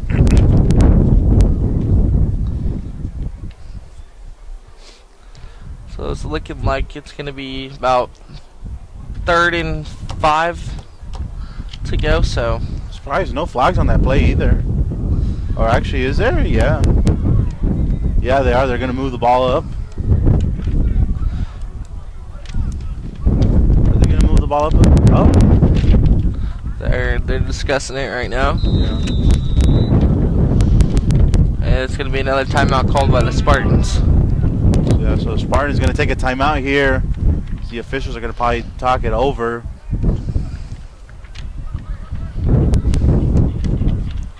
I mean, Head coach Rick Pontius does not look happy right now. he doesn't. He's trying to give his team a Little pep talk right now. So is the official giving one of the Spartans a pep talk about fighting. Yeah, and they're going to move the ball up all the way to the 25-yard line. That's a significant penalty against the Spartans.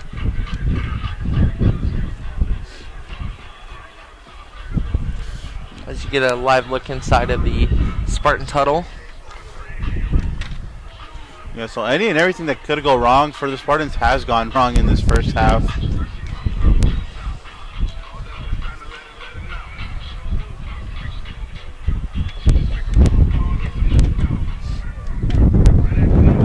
mean, if the Spartans run in here and get some more points on the board, pretty much that might do it for the game. I mean, honestly, they're up 22-0 at the moment with 4:05 left in the second quarter. Huge blow here if the Grizzlies are able to get more points up on the board. But that's if they can do it. I mean, Spartan defense has been really reliant, really solid.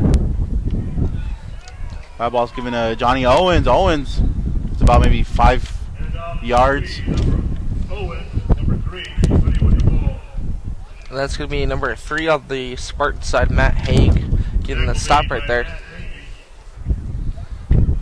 So Matt Hagee with the stop, so 3-on-3.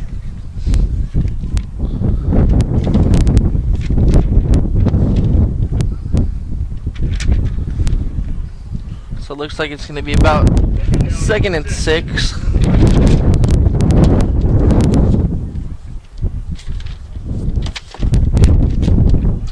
So Linder, Benjamin still here, the quarterback for the Grizzlies.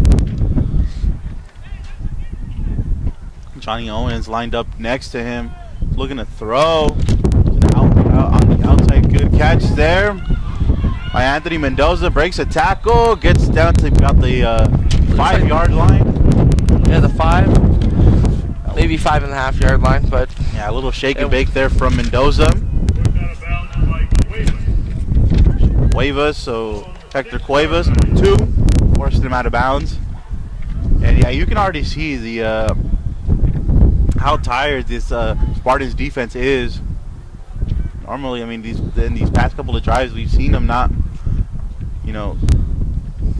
allow them to get close this close to the end zone. But when you're out there for 14, 15 minutes in the first quarter 6-yard line. on the defensive end, that just takes a toll on you. I don't care if you're in, it's the NFL, high school, college, football, whatever. ooh, Big hit there. big hit right there. Number We have 18 just running over Spartan Yeah, defenders. Spartan man, number 26, Mike Yeen. A little shaken up there. It took a while to get up.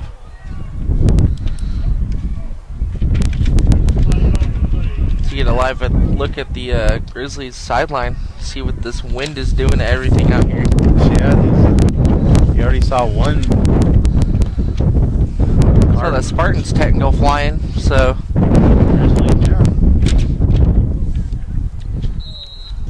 Yeah, so there is a flag on the play. It's going to send him back. Holding on the Grizzlies. But it's a hold on the Grizzlies. so a fortunate miscue for the Spartans. Maybe get a key stop here. Owens shakes it, breaks a tackle. Once again, right back down to the 5-yard line. Just like that.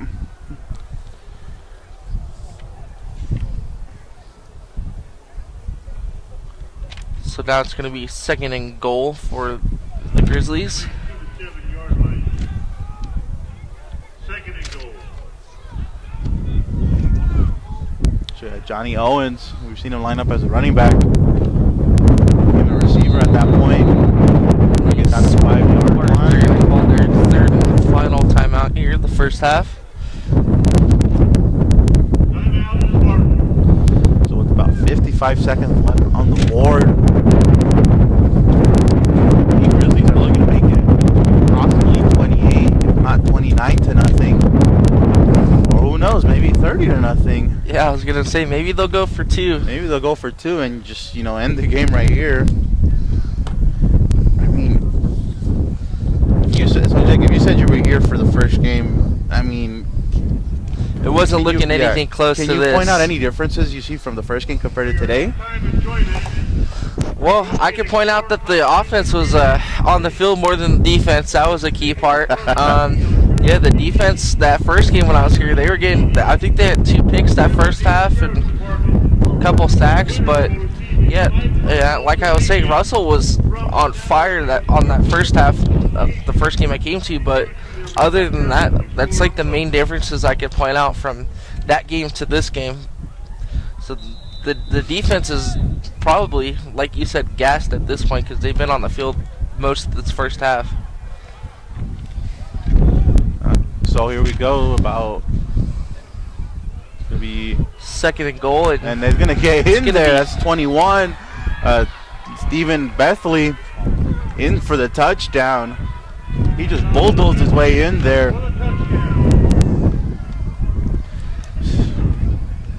That's a ugly sight there up on the scoreboard. 28-0. With the possibility of making it 29 or perhaps 30-0. We'll see. Looks like they're gonna go for the extra point. Eric Nava sets himself up. Snap is a little low, but perfect. Yeah, that's good. So Grizzlies go up 29-0 with 49 seconds left here in the first half.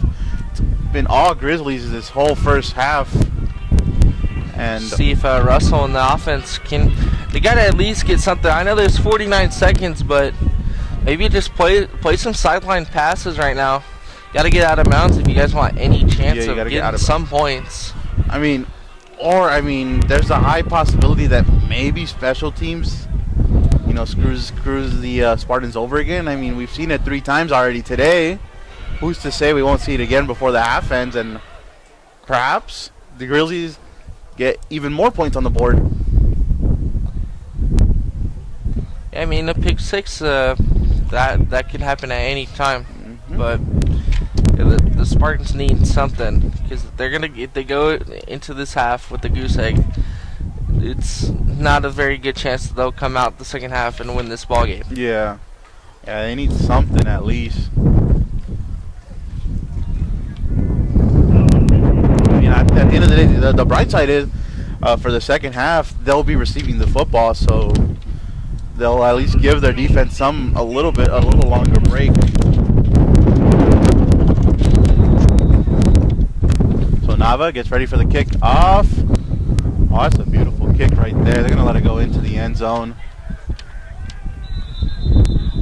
There was nothing you could do with that kick. I believe we're going to start off at about the 20-25 yard line. So 49 seconds left up on the clock here in the second quarter. Spartans just need to get something. I mean, going into the break with no points. I mean, even 3 is better than none because you Exactly. put 3 up on the board, you're gonna come out and you're gonna have the ball start in the second half. So, I mean, at this point, you need something. So some is better than none because that's what the begin is, none right now. Exactly. So It all falls right now on the shoulders of quarterback Kevin Russell. Well, I mean, at the start of the broadcast, we had nothing but good things to say about him. I mean, we mentioned, former quarterback of the University of Redlands. He's been everywhere. Has played Arena League football, CFL up in Canada. I mean, he's even had a chance to participate in some NFL training camps. So we know he can play ball. We know he's talented. Just hasn't been able to show on the field today.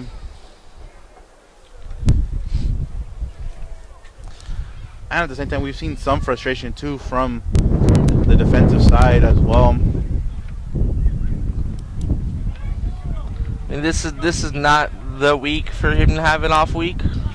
And it looks like they're going to actually go into the half with no points. They're not even going to try to go march down the field. So the Grizzlies are going to have a commanding 29-0 lead going into the half. So we are going to take a quick break, and then between halftime, we are going to put the interview between Pep and Kevin Russell on for you guys, and you guys will see and catch up with the quarterback of the Spartans. And we will be right back.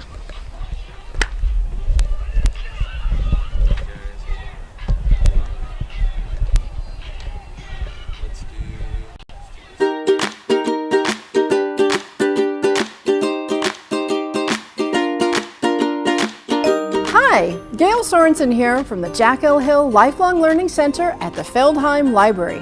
I'm here to tell you about some of the current programs we have at the center. First up is Homework Help. We offer services in homework help for school-age children at each of our library branches, as well as online, Monday through Friday from 3 to 6 p.m. Next is computer classes for adults. If you or someone you know needs assistance with basic computer skills, resume design, and web-based instruction, we have computer classes for adults on Thursdays from 10 a.m. to 12 p.m. in our computer lab on the second floor of the Feldheim Library. Group and individual assistance is available. For those who would like some assistance in the English language, we have our Conversation Club. Conversation Club offers adult tutoring in English language skills in our small group setting on Tuesdays from 2:30 to 3:30 p.m. in the Lifelong Learning Center on the second floor of the Feldheim Library. The Learning Center also has tutoring available on a one-to-one basis for those who seek assistance with reading, writing,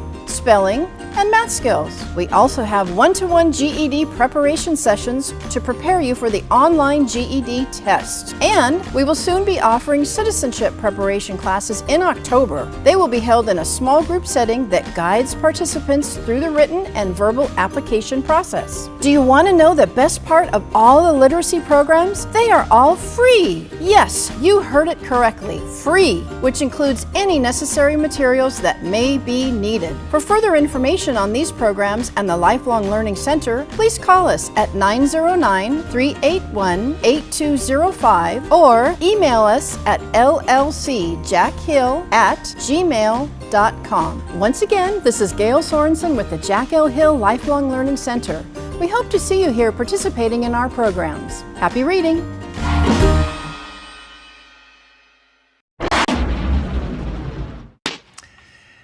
And now join us here on Sports Weekly. We're talking to the San Bernardino Spartans, National Public Safety Football League participants. And these guys started off the season with a big win on their home field at San Bernardino Valley College. So congrats to the Spartans. Joining us on the show, a couple of the key players in that win. And we're going to start with, well, he's the pride of Colton High School. He's a Yellow Jacket. It's Mike Ewan. And Mike, first off, hey, congrats on getting your first win of the season. What was it like to get out there with the shoulder pads and the helmet? And get it cracking out there. It's live football, tackle football. Hey, Pep, thanks for having us first and foremost. Yes, sir.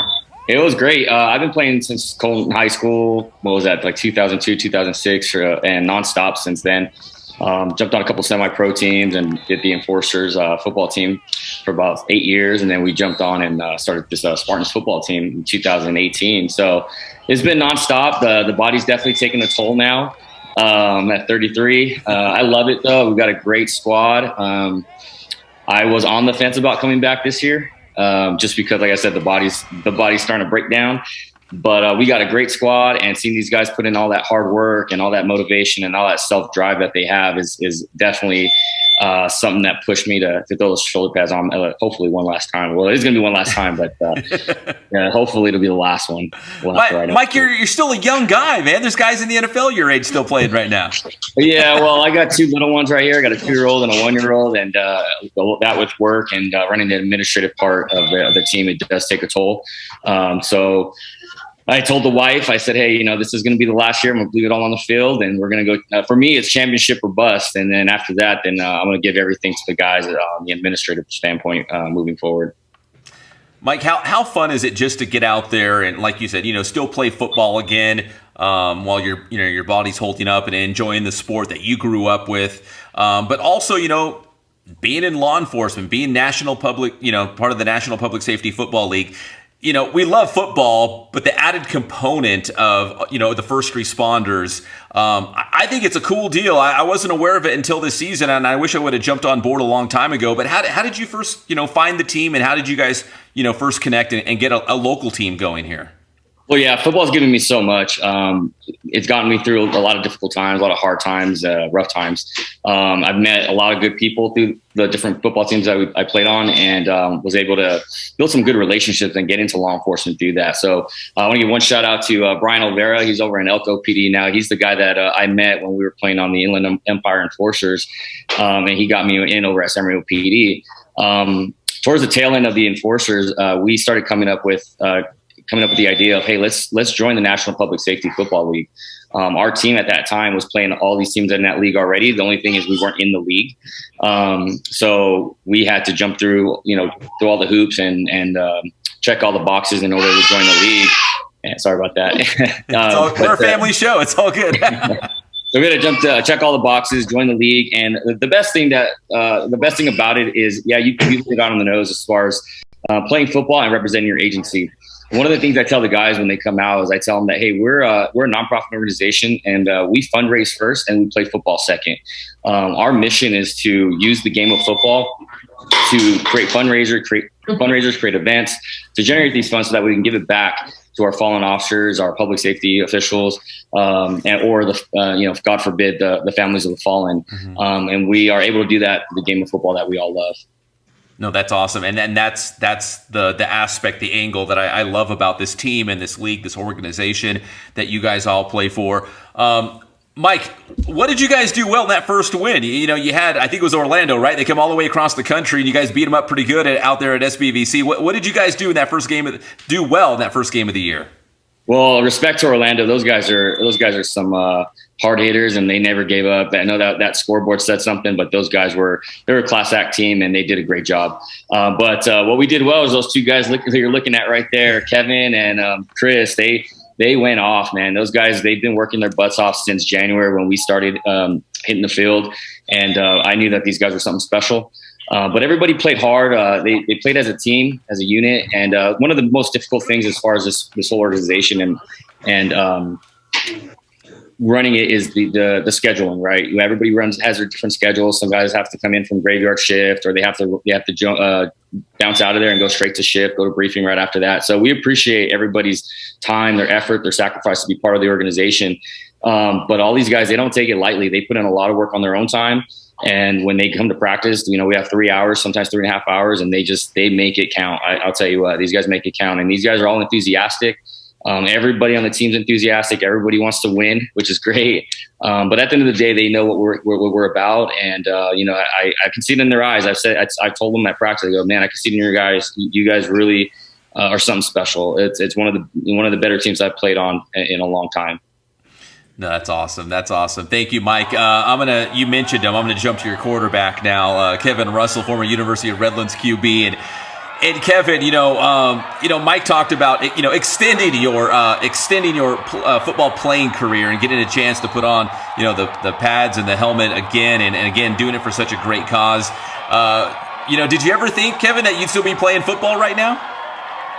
It's been a blessing. Anytime you get a chance to be on the field again is awesome. Mike and several other guys reached out to me and let me know about the potential. And, there's always that little bit of doubt, after it's been some years since you've, actually truly, thrown a ball with purpose and evaded guys that are trying to come after you with some ferocity. But no, it's been great. I'm very thankful for the opportunity, thankful for all the guys who have supported me. I go out there and give it my best, and obviously not the quarterback that I once was, but it's fun to get out there and compete. I think that's what's mainly the best part about it. You're competing and you're doing things for a great cause, and you got guys out there that have your back, and they're all in it for the same mission. So we have a great support system. From guys on the team to their families to admin staff. It's awesome to be out there and experience that competition again. So Kevin, as a quarterback, were you pleasantly surprised how good the offense looked? Yeah, no, absolutely. Again, we go through practice, and like Mike was saying, it's tough to get all the guys there, and so we didn't really know what kind of product we were fully going to be able to put together on the field for our first game last week. But it came together well. We were shockingly well oiled. I feel like the athletes that we have, we meshed very well together. Timing that you'd normally establish throughout an entire fall camp was there with guys like Robinson and Daryl. So, I mean, again, it was cool. It was very good to see an offense that clicked it early on, and we competed, I felt like, at a high level. So that was good to see. And Kevin, are you a San Bernardino County deputy? What's your current position right now? Yeah. I'm a deputy sheriff assigned to the Victor Valley station. So right now I'm patrolling the city of Adelanto. It's been awesome. I've been on patrol now for about a year. I did about 6 months in the jail. So yeah, it's great. I love working for San Bernardino County. It's awesome guys, but then again, you meet guys, that are outside of the agencies, and we're all, all in it together, all the same kind of mindset. And it's been great being exposed to this career and the people involved. So, Kevin, did you play any football after the U of R? Yeah. So, I got an invite out to Arizona. I was in Arizona, with the Cardinals for about a month, and sort of like a rookie mini camp, if you will. And then, after that, I was essentially, thanks for your time type deal. And then I went to Australia, and I played in the Gridiron Victoria Football League for a year. Went out there, we won a championship, won MVP, the whole deal. So that was kind of cool to experience some overseas ball. And then when I got back to the States, I trained down in San Diego at the California Sports Institute, and through that was able to get a couple of CFL, Canadian Football League opportunities.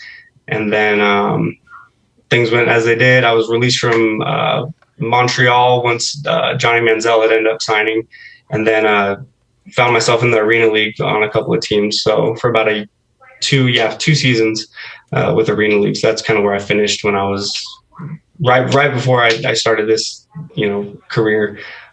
So it's been a couple of years since I was able to actually suit up and compete on a field, but I've found myself missing the game quite a bit.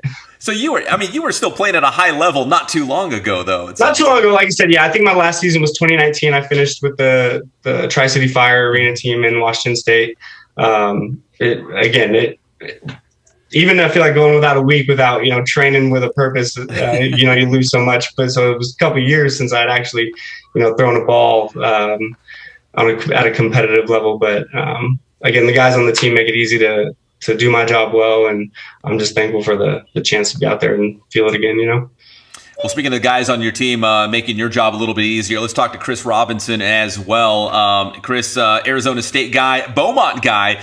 Chris, what was it like at that first game out? Like I asked Kevin, were you pleasantly surprised how well the team was playing offensively and just as a whole in that first game against Orlando? Yeah, I think all the guys did a great job. Like Kevin said, we couldn't get everybody there at once because we have jobs and stuff like that. But when everything came together, it came together beautifully. The offensive line gave him all the time in the world, let us get down the field. But yeah, it was a pleasant surprise to see how well we did. Chris, what kind of goals do you think this team has this season? Because I know there is like a championship, right? Like, would you want to go undefeated, get to that championship game? Like, what's some of the goals that you have?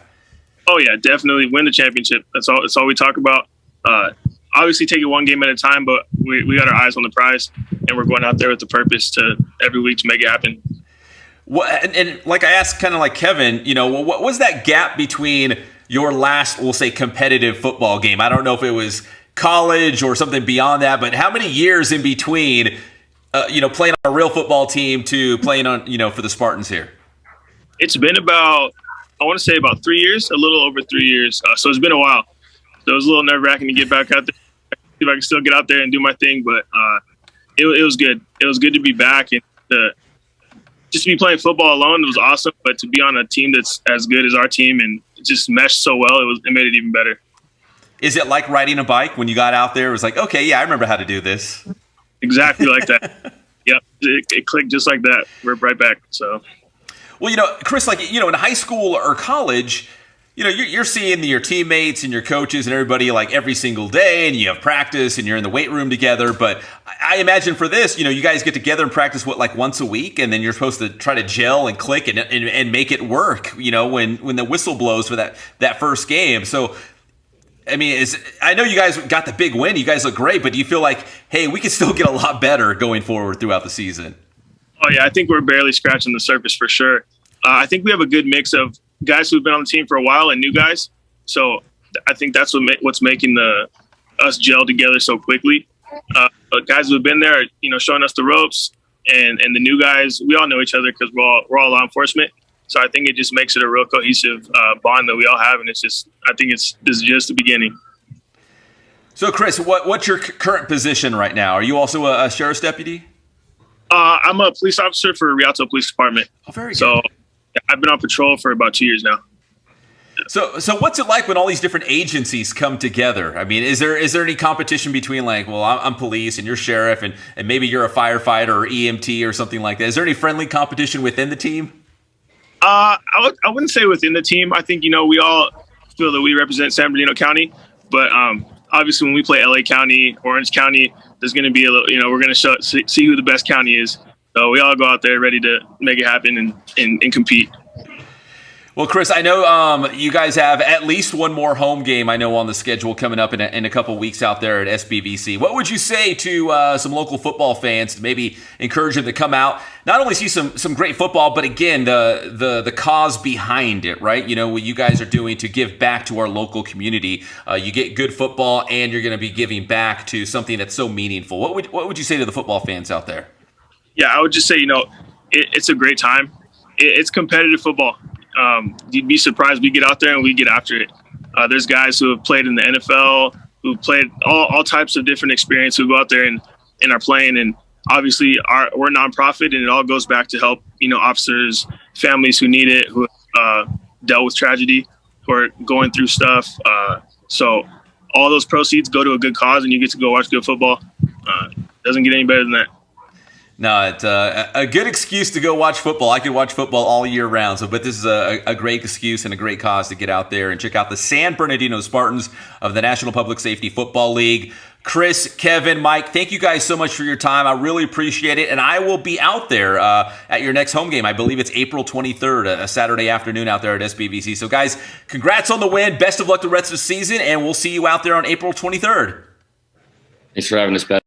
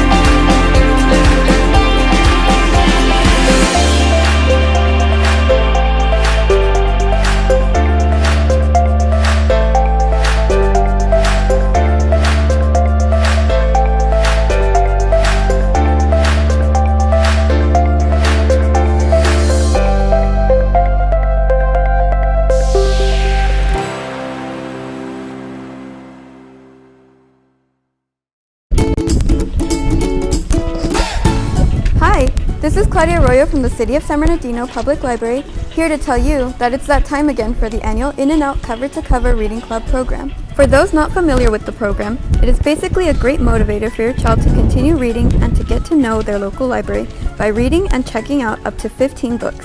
For every 5 books your child reads within that 15, they will receive a Cover to Cover Achievement Award with a coupon for a free hamburger or cheeseburger at any In and Out Burger restaurant.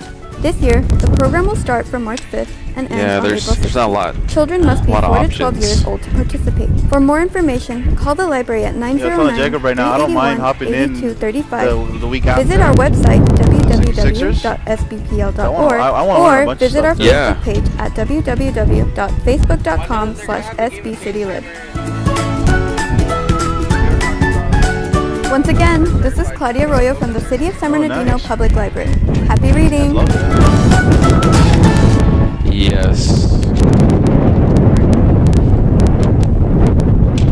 All right, ladies and gentlemen, we are back here live on IEMG, live from San Bernardino Valley College for the National Public Safety Football League. It's looking really, really grim out here for the Spartans as they are down 29-0. Jacob has stepped out. He's going to be doing some outside work. With me is the one and only Pep Fernandez. Pep, how you doing? Ernesto, I'm waiting for the offense like everybody else, man, for the San Bernardino Spartans here. And, we saw the first half. I was floating around behind the scenes. But, man, we had such big expectations for quarterback Kevin Russell. We love that guy, man. He's a local hero from the U of R. But offensively, the Spartans simply struggling. In fact, I don't think they crossed midfield in the first half. They have not been able to sustain any sort of offensive drive. Maybe hopefully head coach Rick Ponte has had some inspiring words at halftime because they got to get something going in it. Now at least they'll open up with the football here. Just a little bobble there. And that's pretty much been the story of this game, hasn't it been, Pep? I know you were a little busy behind the scenes, but I'm pretty sure you could have caught a couple of the miscues from the special teams, specifically the punt return and the punting team for the Spartans. Yeah, especially when your offense is struggling so much, you don't want to give the opposing team those short fields, right? Like, a couple miscues on some special teams and, some miscues on punts, and all of a sudden, Los Angeles is looking at, they're setting up on the 30 or 35-yard line of the Spartans going into the end zone. So offensively, they're struggling, and they just got to find a way to score points. Now, 29 points seems like a mountain right now because you haven't been able to do anything and move the football. Yeah, exactly. And, when we started the broadcast, we had nothing but good words for Kevin Russell. We were praising it. Maybe we might have cursed him. You never know. But, it's pretty much everything has gone through him. We haven't really seen many running plays from the Spartans. Anytime they try to run, it's been with Kevin Russell just, getting out of the pocket and trying to escape the defenders when he's thrown. His receivers just haven't. He hasn't really had accurate throws. Get out there, baby. Yeah, you can't have a game, Ernesto, without the chain gang. Exactly. You got to move the flags. Got to move the markers. Exactly, yes, sir.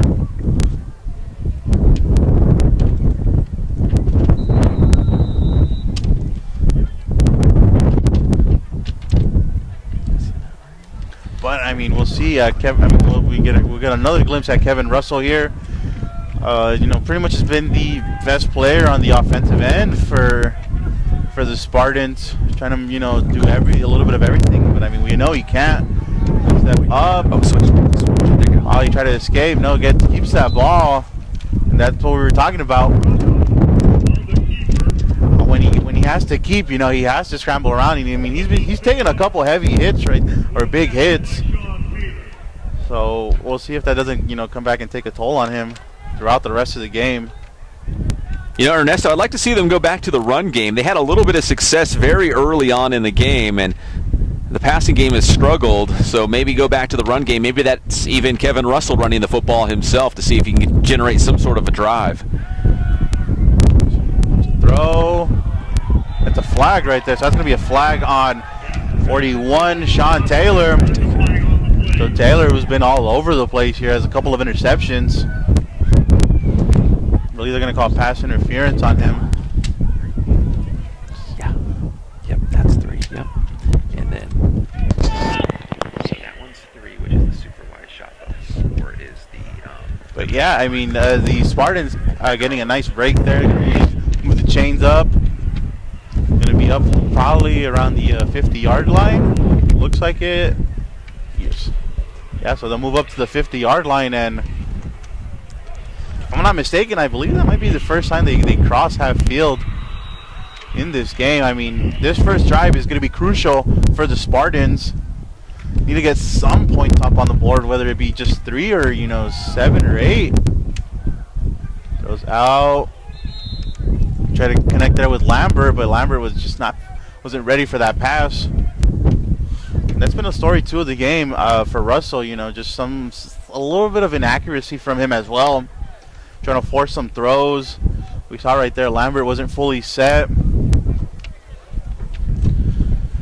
Ernesto, when you're down by 29 points, I think it's just human nature to think, hey, we got to throw the football because we got to move down the field quickly, obviously trying to make up a lot of lost ground. But because of the passing game has just not been there today for Kevin Russell and the Spartans, again, maybe we're trying to run the football a little bit more. I know that the clock is going to wind down quicker when you run the football, but at this point, you just need to get some points so you start chipping away at that 29-point lead that the Grizzlies are enjoying right now.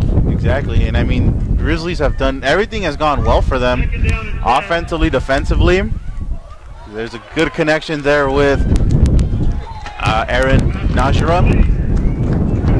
And that might be a first down. It looks like they're signaling that it will be a first down for San Bernardino. Yeah, and it is going to move the chain up. I mean, it looks like they're just going to force the passes now. I mean, as you said it, you want to try to, switch things up, but at the moment right now, it looks like they're just forcing pass after pass after pass. Yeah, this is the best drive we've seen from San Bernardino in this game here to open up the third quarter.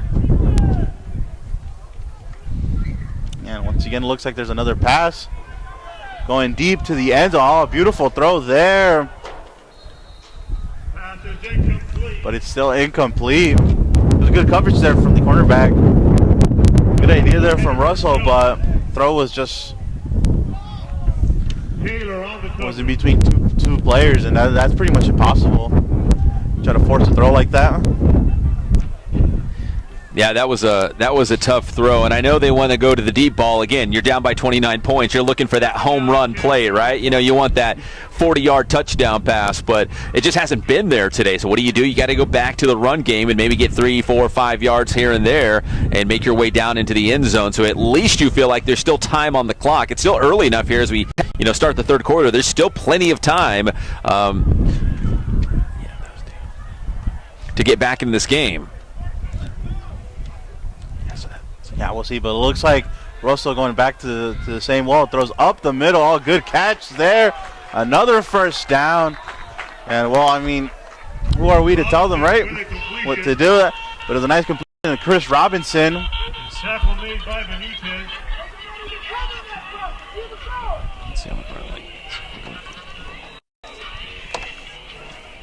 First down for the Spartans. So, yeah, I mean, Russell connecting with Robinson right there, and another first down, getting themselves closer and closer to the end zone, up around the 25-yard line. I mean, this is the first time the Spartans have really made the Grizzly defense work. Yeah, it's looking good. Again, another throw, spins around, scrambles, gets past one, goes down the line, it's going to be a flag. He gets the first down, but we'll see if that flag might bring them back, and it looks like it might. Yeah, it looks like a hold. Yeah, it's going to be a hold on the Spartans. So even though he got the first down and had a good run there, it's going to be wiped away with the penalty. Holding on the Spartans. Yeah, it's too bad. They had such a good thing going, had some momentum building making their way down the field, getting closer to the end zone there. And you can see Kevin Russell is a dual threat quarterback. The guy can throw, the guy can run. And if you're Los Angeles, you got to respect that. You can't, because this passing game is struggling, you can't just put everybody up in the box and try to stop him, because they will pop off a pass here or two. We just saw this on this drive, and again, the best offensive drive we've seen in this game. Yeah, as we said, we can only imagine what kind of words were said by head coach Rick Pontius to his team. This looks like he's motivated his players to come out extra aggressive. So that ball is overthrown by Russell. He's looking for Nakara. So that was Aaron Najera. He's going to make it 2nd and 20 now for the Spartans. Still, I mean, this has been the best drive we've seen so far from the Spartans.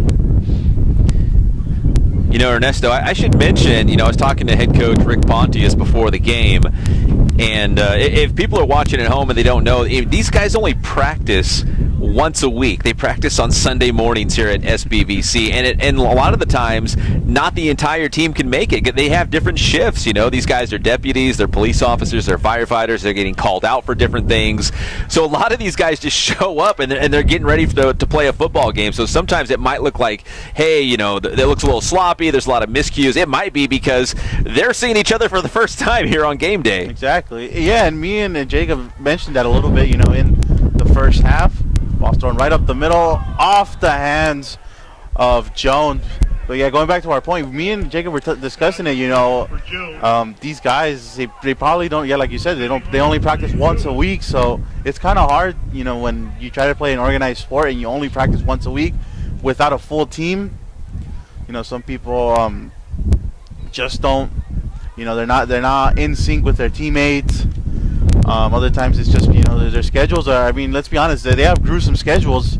Some people work early mornings, late nights. You just never know what kind of schedule they have. Yeah, some of these guys might even work on Sundays when they should be, at practice, or some of these guys, who knows? They might have worked all night. They just rolled up here to to the football game this morning. Onto it, gonna run, keep it. Yeah, it's gonna be him trying to get the first down. Gets out of bounds around the 18-yard line. Yeah, that was 3rd and long, so it should be 4th down coming up, and they still have, I'd say about 7 yards to go. But Ernesto, at this point in the game, you're down 29-0. Why not just go for it? You need 7 points on this drive. Yeah, 7 points. What you need right now. 3 points, it'll be a nice victory for them, but they're looking for the full 7 points. 4th down and 6. So we'll see. So it's gonna be 4th and 6 for the Spartans. Russell looks like receivers are going up to the left side. Looking to throw. Russell keeps underhand, throws it. Just found George Moronis there. Just not expecting that pass. And it looks like Russell's a little shaken up. Yeah, that play was all bad. Not only do you get the first down, but Kevin Russell, the quarterback, banged up on the play as well. And I mean, I don't know if you saw it, Pep, but I believe Aaron Nakara was wide open, number 21 on the left side. Yeah, was all wide open by himself. Just Russell never turned to his left side. Yeah, you're exactly right. He had that guy, and he was right around where that first down marker would have been. It would have been very close had he completed that pass. But man, what a promising start for San Bernardino to open up the 3rd quarter, and now the ball goes back to the Grizzlies. And I mean, the Grizzlies can just pretty much run the clock from this point on. I mean, they could. It's a substantial lead, 29-0. I mean, look for them to just possibly for the rest of the game, just try to run it down the clock. It's not a bad idea at this point with a 29-point lead. Run the football, keep it in bounds, and watch that clock just melt away here in the second half if you're Los Angeles. But going back to the Spartans, they were there. They had a nice drive going for themselves. Just trying to force that play that down. You know, a credit to the Grizzlies defense. San Bernardino has scored 30-plus points in their first couple of games of the year. So this is an offense that knows how to find the end zone. They've scored a lot of points, but the Grizzlies defense doing a great job. There we go. There's that. What we mentioned, the running play. That ball was handed off to Owens, and Owens stays in bounds. And yeah, look for. So just look for the Grizzlies to just wide, keep look, doing that same play over and over again. That one's okay because I had to. Obviously, they're still going to get the first down, but at this point, up 29-0. It's crazy. So going to be 2nd and 9 here for the Grizzlies. As we mentioned, up 29-0. Another run play there. Ball's handoff to Lavin, Steve Lavin. Gets tackled right around the chain. Lavin possibly picking up the first down, maybe.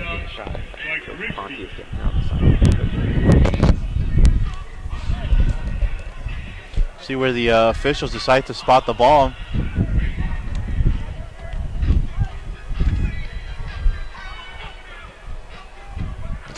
And it looks like it's going to be really, really close.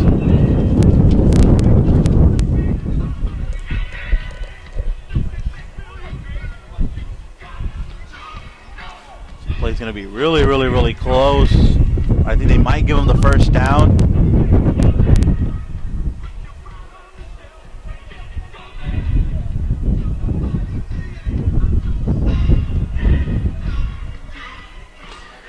There's a look at head coach Rick Pontius on the sidelines, also the head coach for Notre Dame High School in Riverside, talking to the line up front. You know, Ernesto, Kevin Russell's a great quarterback who can scramble, but he probably is scrambling a lot more than he wanted to in this game, just trying to buy more time. Yeah, we've seen his offensive line break down a lot on him today. He's had to improvise pretty much nearly every single play. Hasn't really had a lot of time to just stay in the pocket, look for some receivers. It's just been him scrambling over and over, around and around the field. So yeah, they are going to get the first down.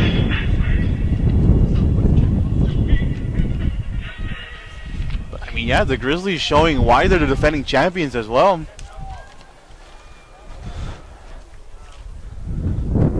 Up 29-0 on, I mean, we've said it, a really, really good Spartan team.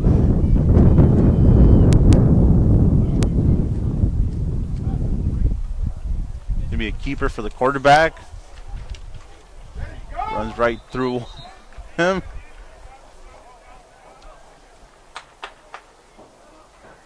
So Benjamin running with the ball. So that was Benjamin, the quarterback. And I believe that might be first down.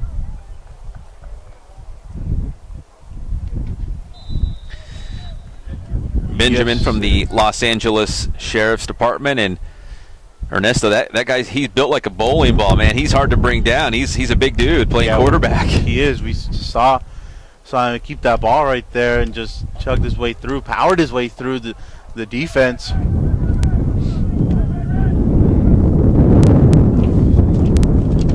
We'll see for Benjamin. It looks like he's gonna keep it. Ooh. He breaks a tackle, but couldn't break the second. No, he breaks the second one. Gets that ball away.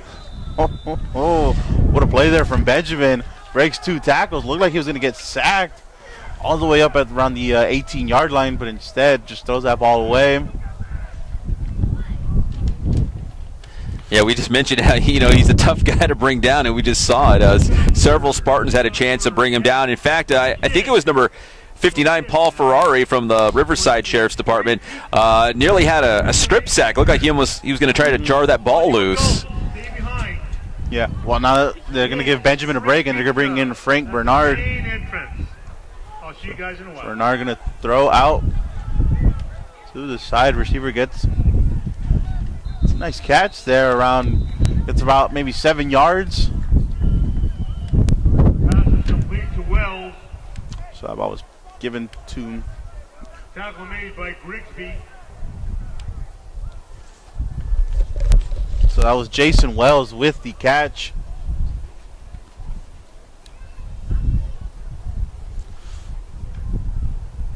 And we'll see, are they going to bring back Benjamin? Now they're going to keep Bernard in there. So Frank Bernard. 3rd and 4 for the Grizzlies. So 3rd and 4 for the Grizzlies. Frank Bernard. Pass right up the middle. Broken up there.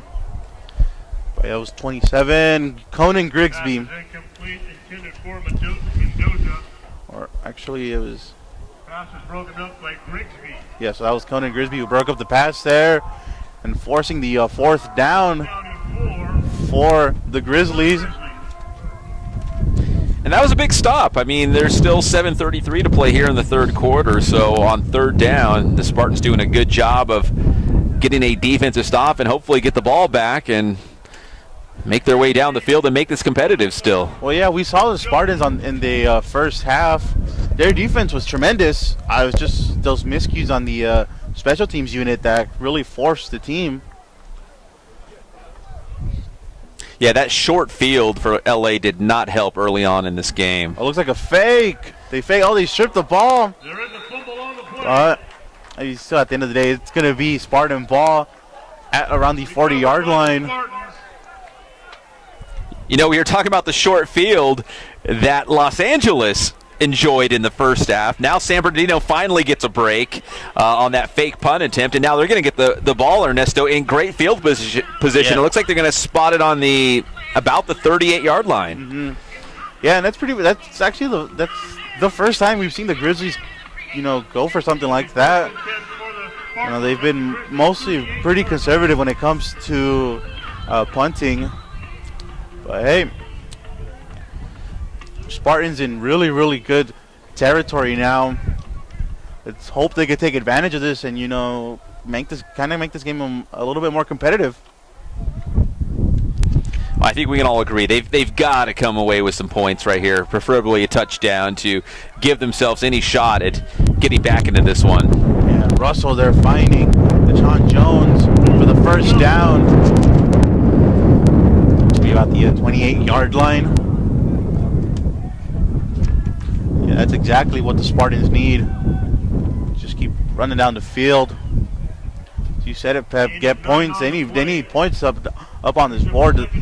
Obviously, the longer the clock goes on, the more and more I would say desperate the Spartans would get if they don't come away with points.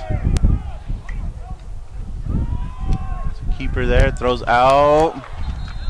That ball was intended for Daryl Lambert, just off his hands, could not hold on to it. And it's going to be second and possibly maybe it's going to be 3rd down. So 3rd and 1 now. Got to go for it here, right? Obviously, I'm Captain Obvious over here saying that, but you got to pick up a first down at least to keep this drive alive. Yeah, even then, obviously the first down is what they need, but just going back to just them throwing it, I would have preferred them to possibly look for a run play on 2nd down. Again, so Russell try to hand it off. Again, finding Lambert, and Lambert breaks a couple tackles, and he does get the first down. It's exactly what the Spartans needed, keeping this drive alive. Yeah, and that was a great route ran by Lambert, because one of my pet peeves is receivers who, they don't know where the first down marker is. They run a great route and they're always like a yard short. Well, Lambert knew exactly where the sticks were. He knew exactly where he needed to get, and he got there. First down for San Bernardino. Yeah, after not coming up on second down with the catch, finds the gets the catch right here. It's got to install some confidence in Lambert now. So we saw Lambert step outside taking a break. Russell going to keep that one. So again, we see the dual threat. It's past one, almost the first down, close to the first down marker. Yeah, great effort by Kevin Russell. Even though he got a little banged up on that previous series, he'll never shy away from that contact. He's not afraid to tuck that ball down and take off on the run.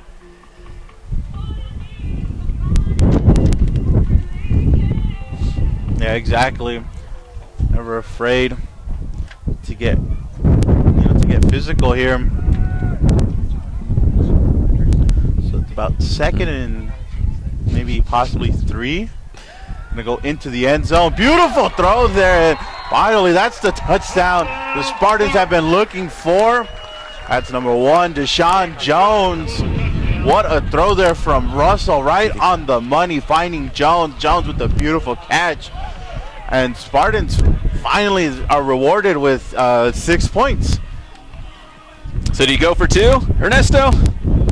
At this point, why not? Why not, right? Why not? Why not? You're down by 23 points. You're down by 23 points. Yeah, and it looks like Russell's out there going. They're going to go for it. They're going to go for 2 points.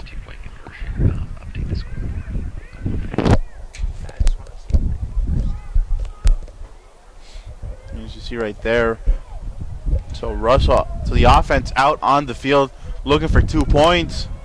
And if you said it at this point, why not? Down by 23. So Russell going to keep it. Throws it. Given away. It's intercepted. Ball was fumbled, but just unfortunate for the Spartans. There's a little shoving down there between number 16. Is that 16? All right, Ernesto, I'm a math guy, right? I like math. So 29-6, San Bernardino trailing right now.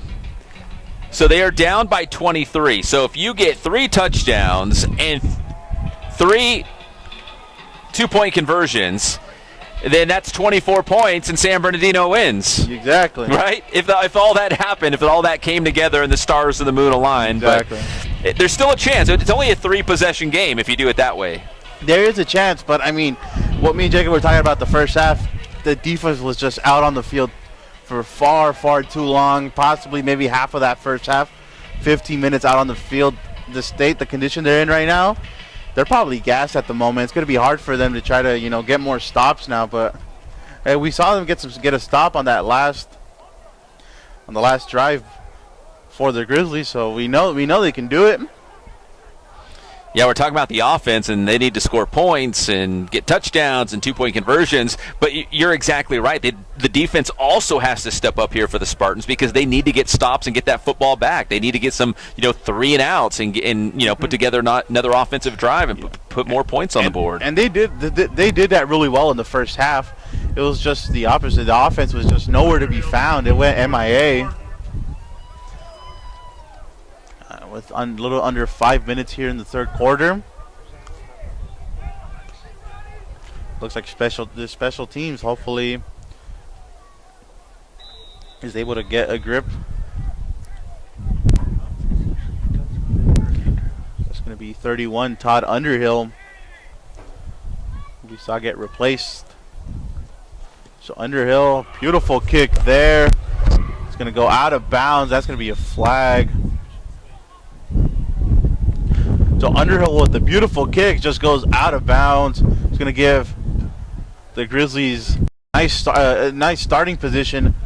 See, maybe up around the 30-yard line, perhaps. Actually, a little bit more, up to the 35.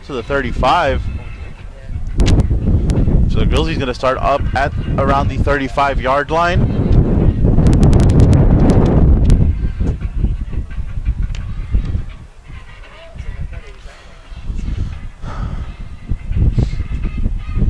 Mentioned it, Grizzlies, I mean, they could run down the score. They could run down the game. Up by 23 points right now. A little under 5 minutes left.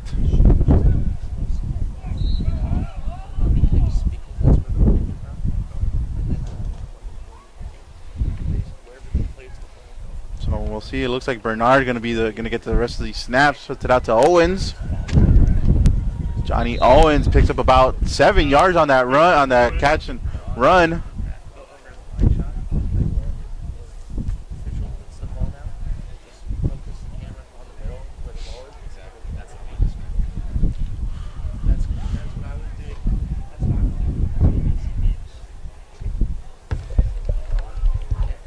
So yeah, it looks like Frank Bernard going to be taking over here at quarterback for perhaps the rest of the game, giving Lender Benjamin perhaps the rest of the day off. Minute 2:39. That is Dorian Ventura. Keeps on going and going and gets first down and more. Ventura up around the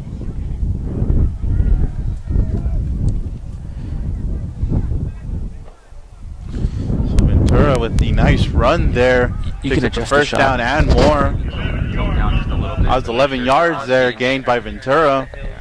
Oh, no, that's fine.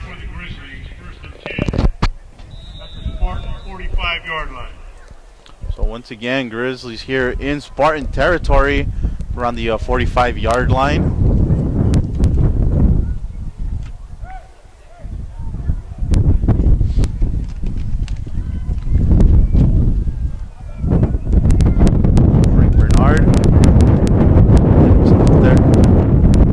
Position. They're gonna look to throw. Scrambles to the outside on the throw. Beautiful throw there from Bernard. A nice catch there. That was, I believe, number 15, Anthony Mendoza. So Mendoza with a beautiful toe tap, keeping his feet in bounds.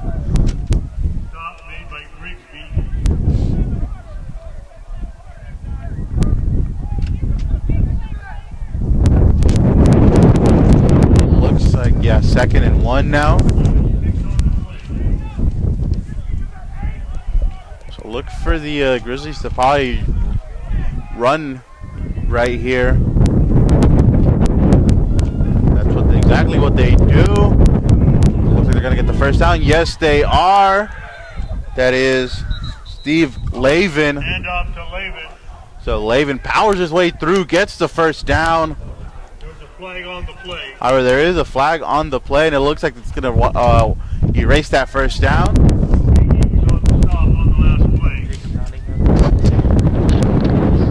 Confirmation right now, and yeah, we see the Grizzlies moving back up. So it is a hold on the Grizzlies.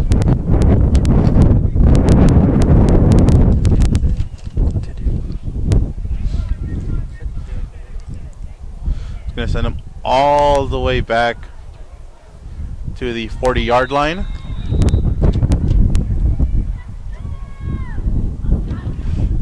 That'll wipe away the first down, and we'll repeat it again. Yeah, that was a pretty big run for Los Angeles, and the guy stayed in bounds too, so that clock was going to continue to move. A much quicker third quarter. We're already running down to the final 2 minutes of this quarter.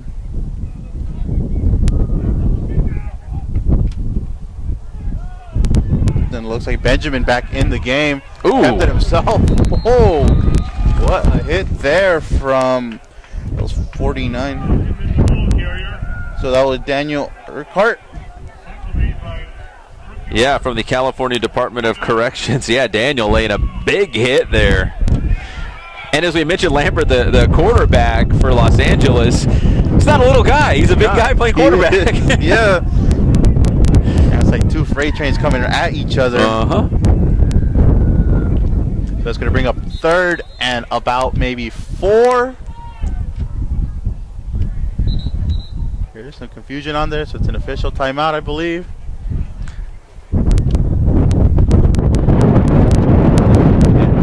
Yeah, he's a big fella. Yeah, he's a real big dude. He's on the sidelines now. We got a little banged up. Looks like he's Just trying to shake it off. Runs right up the middle, finds the gap, and gets tackled right at the 15-yard line. What a run by, that was Johnny Owens. Yeah, Owens. Yeah, we're inside the final minute of the third quarter, and San Bernardino is not in a position to be trading touchdowns back and forth. If they had any chance of trying to battle back here and make this a game, they couldn't give up this drive here to the Grizzlies. No. And if the Grizzlies play their cards right, they might be able to extend this drive into the fourth quarter. Perhaps, yeah, we'll see. We'll see what the Grizzlies decide to do, but it's going to be another run. Breaks a tackle there, breaks another. Yeah, it looks like this drive probably going to get extended into the fourth quarter. Lavin, the ball carrier. So that was number 17, Steve Lavin. A lot of hard running being done here by the Grizzlies. Oh, gotcha. And yeah, that's going to do it. We're going to go to the fourth quarter. We're going to take a quick break, and we'll be right back.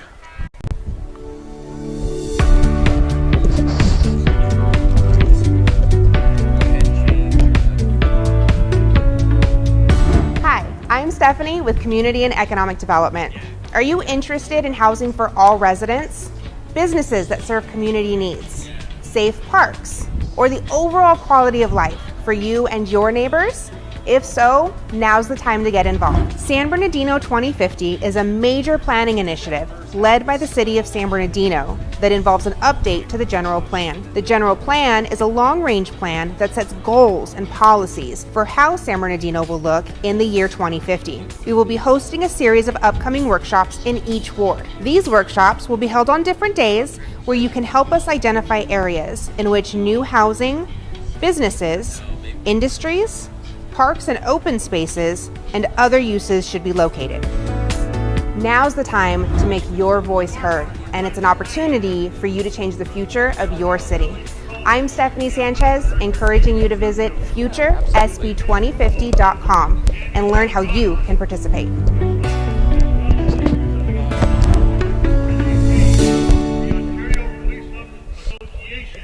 All right, ladies and gentlemen, back here for the fourth and final quarter of this matchup. I mean, Grizzlies looking to put the final nail in the coffin, up 29-6, 23-point lead.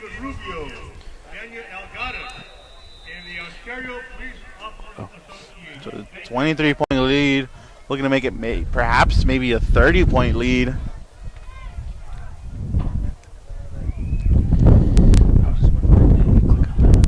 Ball's handed off. He's gonna run it in. Is he gonna breaks a tackle? Breaks another one in the end zone. Touchdown for number 38. That is touchdown Grizzlies. The Grizzlies with another touchdown. 39. So that was Dorian Ventura with the run. Breaks a couple tackles. Gets in the end zone. And I mean, for the Spartans, not what you wanted to give up a touchdown. Looks like they're going to bring out the kicking unit. So Nava. Eric Nava of the Sheriff's Department. Looking to make this a 30-point game. If he's able to get this kick to go. Snap is a little high, but it's up there, and that's good. Go ahead. So Eric Nava with the extra point converts it and makes this a 30-point game. We are here in the final quarter of this National Public Safety Football League match. So I mean, if this all holds up, I mean, barring any miracle, it looks like the Grizzlies are going to go 3-0.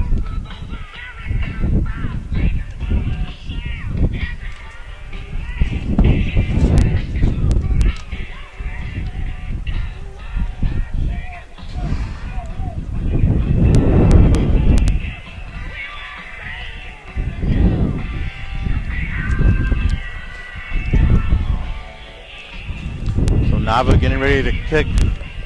Off.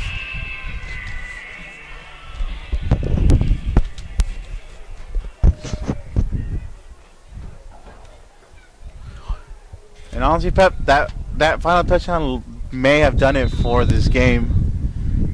Yeah, when San Bernardino scored a touchdown in the third quarter, there was a little sliver of hope, right, that they might have a chance to battle back here. But LA responding with a touchdown of their own, and that might be it. A 30-point deficit here in the fourth quarter. Again, seems like a mountain to climb, especially with the offense struggling to move the ball down the field. Yes, And it does. Also, Ernesto, I just want to jump in there real quick. I see Kevin Russell still with his ball cap on the sideline, so it looks like San Bernardino might be going with a new quarterback here. Yeah, at this point, the game's, as we mentioned, it's a 30-point lead for the Grizzlies. You know, you got to protect your players. Russell, you know, has done the most he could do for his team. Looks like, I believe that is number 16, Seth Nottingham, taking over for Russell. So Nottingham, it's a beautiful run up the middle for about maybe 6-7 yards. Head off to Myers. Tackle made by Garcia. That ball is handed off to Myers. Shot up like a bullet up the middle. Gain of 6 on the play. Second down and 4.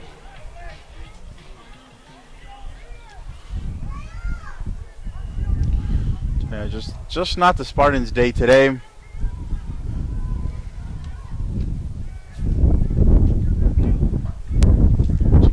Another run up the middle, an unfortunate slip there for, I believe that is Myers. And if both teams are going to run the football here in the fourth quarter, this might go by pretty quickly here. Down by 30, I think San Bernardino, you know, they pulled starting quarterback Kevin Russell out. They're going to run the football between the tackles right up the middle. I think the proverbial white flag is up that, hey, you know what, we'll take our lumps today, we'll regroup, and we'll focus on the next one. Exactly, yeah. You see Myers out there coming up a little shaken up. Hobbled off the field.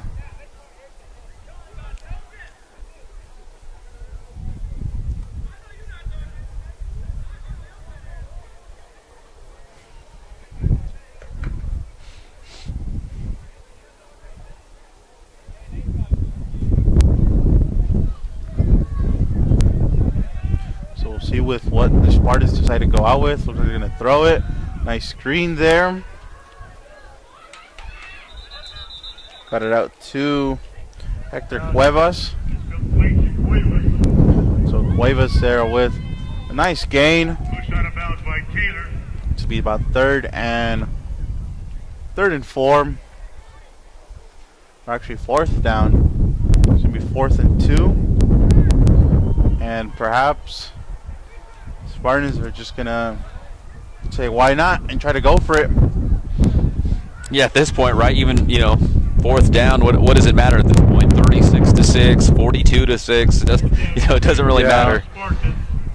Yeah, at this point, it's just just pretty much to get the reps in for everybody else.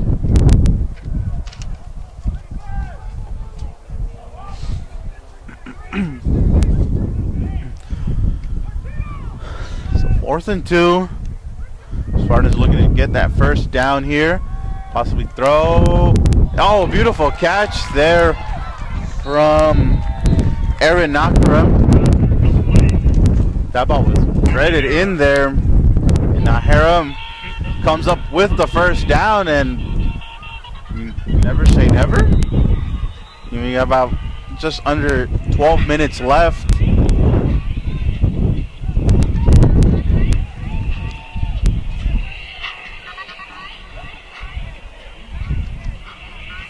Yeah, we've seen, so I believe that is, so it's 18, the quarterback. So I apologize. So it's Rick Alatorre who came in to replace Kevin Russell. Alatorre gonna look to throw. And he finds Nakara again. So getting comfortable with Nakara. That makes it about 2nd and maybe 3.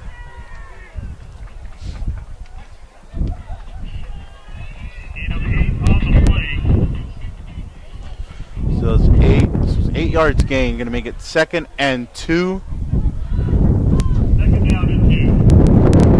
So Alatorre finding himself in a rhythm here, especially with Nakara. We'll see if he looks for Nakara for a 3rd time in a row. No, they run it up the middle, and he is stuffed. It's going to be 3rd down, and yeah, no. Looks like there was no gain on that play. So it's still 3rd down and 2.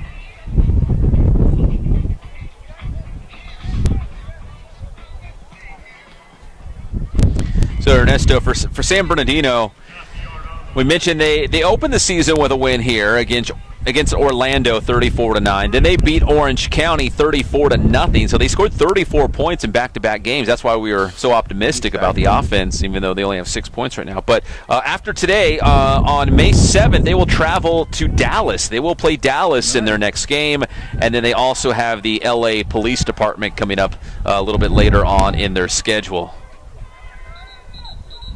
So yeah, as you mentioned, man, we know this team can put up points. What happened today? You know, everybody has their off days, but you know, you'd expect a little bit more from this offensive, right? Yeah, and for the Los Angeles Grizzlies, we talked about being the reigning Division II champion. So they won Division II, so now they're technically Division I for this season. They beat Orange County by a score of 38-0. Again, San Bernardino beat Orange County 34-0, so very similar there, almost the same score. They did lose to Tri-State 17-6, and the LA Grizzlies will wrap up their regular season against the LA Police Department on May 14th. Nice. Alatorre was able to get that 1st down. That ball is swatted.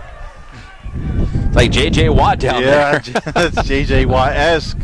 That's number 16. No. 18 perhaps.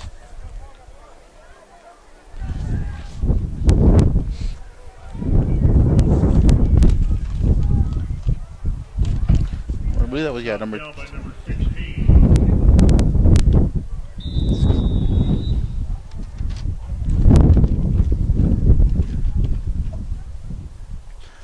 You know, I should mention, too, the National Public Safety Football League as a whole, they make a lot of charitable donations, too. So it's about football, it's about law enforcement, it's about charity, so that there's a lot of good things happening. You know, we're here because we love football. We know we take that sports angle, but they do a lot of good stuff beyond the football field that I know they're really proud of. And head coach Rick Pontius was able to talk about that on the Inland Sports Show as well. We had him on a couple weeks ago.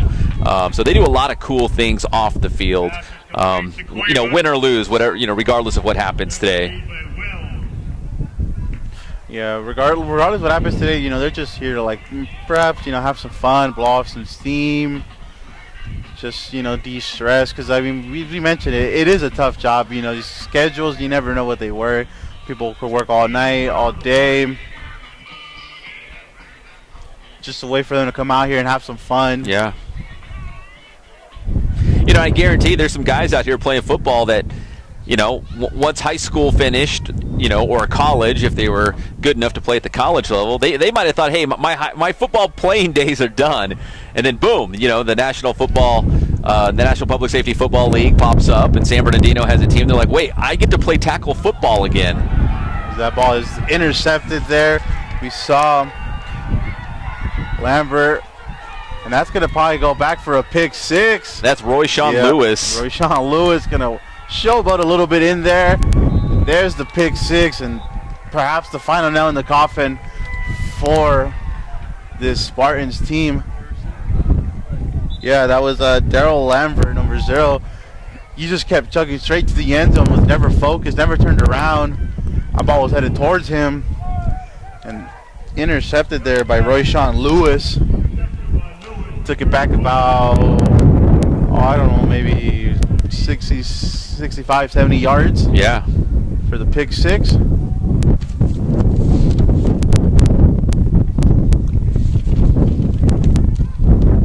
Yeah, but credit to the Grizzlies. They came to play. They did a good job bottling up a San Bernardino offense that, again, scored 34 points in consecutive games to start the season. So the defense did great, and now they're on the verge of 43 points against a San Bernardino team who, already had a shutout this season and surrendered 6 points in that first game. So they hadn't given up a lot of points either. So it's a good Grizzlies team.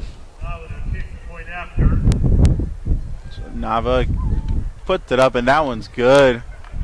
It's gonna make 43-6. All you can say is oof. Yeah, for San Bernardino, at least you've got a couple weeks to heal up, get healthy again and kind of regroup, get that mindset correct, because you're going to go on the road to Dallas. Now remember, Los Angeles is Division 1. San Bernardino is technically Division 2, and I know San Bernardino is still trying to sneak into that Division 2 championship game, so they still have a lot to play for. They'll be 2-1 after today's game, so that's a big road game at Dallas coming up in a couple weeks. Yeah, at this point it's just forget about the game. Just try to reset, make sure nobody gets injured. Just try to run out the rest of the clock here. Yeah, and that's the other good thing too. Like we've seen some normal football type of injury kind of stuff out there, maybe some cramps or whatnot, but we haven't seen anything significant. I know for a lot of these guys, obviously they're playing football because they love it, but they have jobs, they have wives, they have kids, they have other things going on. Of course, we don't want to see anybody injured ever, but these guys are grown men with careers and families and all that kind of stuff too.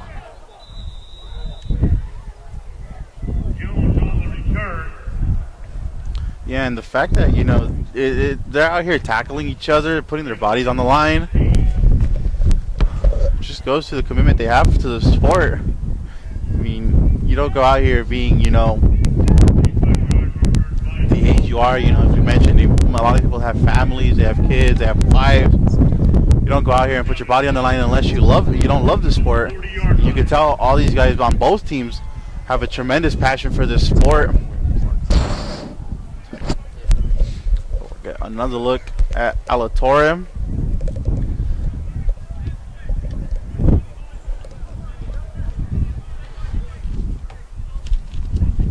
We'll get another look here at Alatorre. Had the unfortunate pick six there. Receiver never turned around. Couple more runs up here. That was Myers once again with the run. 32, Stephen Myers.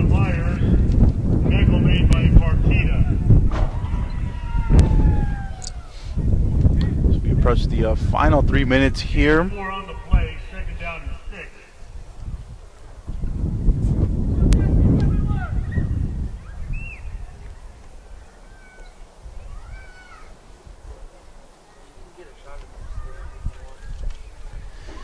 Yeah, it looks like we got a running clock here. So that clock is currently at 2:38 and counting. So this game will be over in real time. Looks like Los Angeles had some fans make the trip. Not too far, right, from the Los Angeles area. Probably about a 45-minute drive. Yeah, depending where you're at, right? Not too at. bad. Alatorre throws out to his receiver. Try to keep him in bound. Will step out of bounds. That was number 9. Chris Robinson. So Robinson here has the only touchdown for the Spartans. Those fans, Ernesto, who were traveling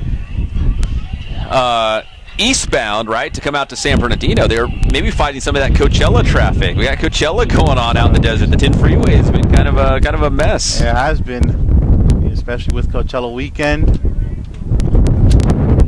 Since winds pick up again a little bit. Really haven't really been a factor in today's game.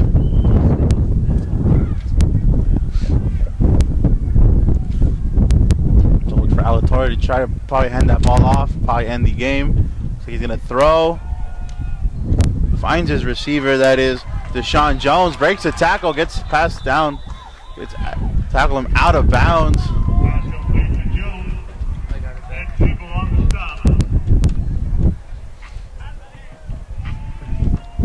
and that might perhaps do it. We'll see. It's about a minute left in this game. Yeah, they might run one more play here. Yeah, they might be able to get one play off. We'll see. Maybe two if they're really hustling. Maybe they really want one more touchdown. I'm taking a shot at the end zone right now. Yeah, I mean, your best bet right now is to go to the end zone. About 45 seconds left.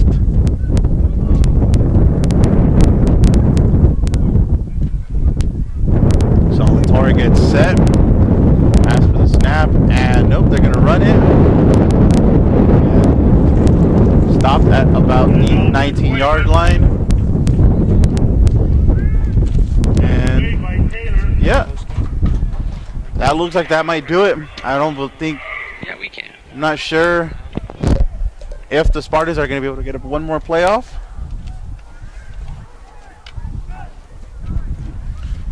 We'll see. They got about 8 seconds left.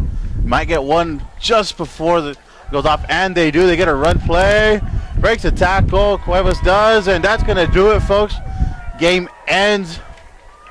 San Bernardino tried to get one more touchdown in. Could not get it to go. Nice stop there from the Grizzlies. And that's going to do it. The final score, 43-6. Grizzlies win, improve to 3-0 on the season. San Bernardino drops their first game. They go to 2-1. And I believe that's Highlands out there.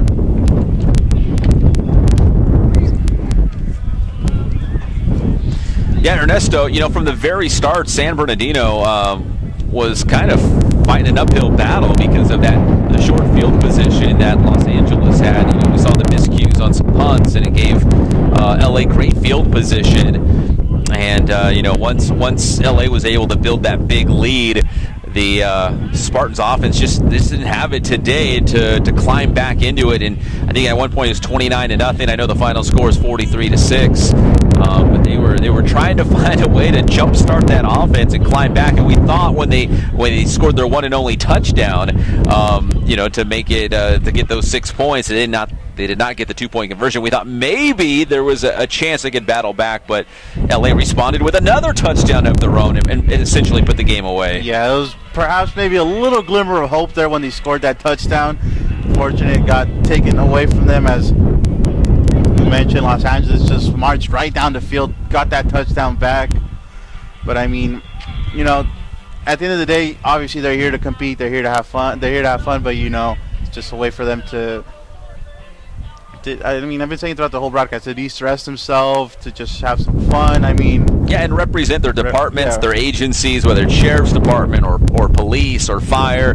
And you can see here at maybe we can get a tight shot too at midfield right now as the two teams, actually, getting together, mingling. At the end of the day, you're looking across the way and it's like, I'm a police officer, so are you, or I'm a sheriff's deputy, and so are you. Like, they're basically, in the game of life, they're all on the same team. They're all, law enforcement or first responders. So, I know they want to win. Obviously, you play to win the game, but at the end of the day, they're all on the same team. Yeah, at the end of the day, as you said, they're all on the same team. All we can do up here is give our gratitude, say thanks for all the work they do. They do live a dangerous life. Mm-hmm. But at the end of the day, we could just say thank you for everything they do for us, keeping us safe. They chose this life. They know what they got into. But that's what we can say. Thank you. For putting your lives on the line, protecting us, protecting everybody around you guys, whether it be here at San Bernardino, Los Angeles. It's just all we can say is thank you. That's the most we can from our part that we can do. Yeah, they do certainly. They do good work. Maybe we can get another tight shot on the center here at midfield, right above the SBVC logo. It looks like both teams gathering for a little bit of a conversation here before they wrap things up. We just want to say thank you for watching live on IEMG. We really appreciate it. Make sure you subscribe to the IE Media Group YouTube channel if you have not done so already. And again, the Spartans only had 2 home games all season. They won their season opener a couple weeks ago, and then today. So we wanted to make sure we had a chance to at least live stream one of their games. So I don't know if they play in a championship game. I don't know if there's a chance they could host that, or if it's at a neutral site. We'll have to find out. But it was a lot of fun being here today to bring you this game between the Spartans and the LA Grizzlies. Again, San Bernardino, they will go on the road as they will take on the Dallas team coming up in a couple of weeks. And then after that, we'll see. They're going to play the LA Police Department. I know there's an asterisk next to that, so maybe that game was still in the works. But they could still have a couple of games left on their schedule. And then again, maybe a championship game for the Spartans at the end of the season, which would be a lot of fun. Yeah, perhaps. I mean, as you mentioned, we'll be honest, it was an ugly loss for the Spartans, but just for them, shake it off, get it out the system. I mean, we were talking about at the beginning of the broadcast, if they win, they would make the championship game. They still have another opportunity to perhaps get into the championship game. We'll see how the standings end up at the end of the season. But I mean, it was a pleasure being out here today. It was really, really fun. It's my first time, catching a game for the National Public Safety Football League, so we really appreciate them for having us out here. I mean, I had a good time. Appreciate it, Pep. Thank you so much. Yeah, it was a good level of football. It was a lot of fun. So final score here from SBVC, it's Los Angeles, the Grizzlies 43, and the San Bernardino Spartans 6. A big shout out to San Bernardino head coach Rick Pontius for always rolling out the red carpet for us. He's done the Inland Sports Show. We've done some stuff on IEMG with him as well. So a big thanks to Coach Pontius as well. Let's take one more look down on the field as we say goodbye. Final score, it's Los Angeles 43, San Bernardino 6, and we will see you next time on IEMG.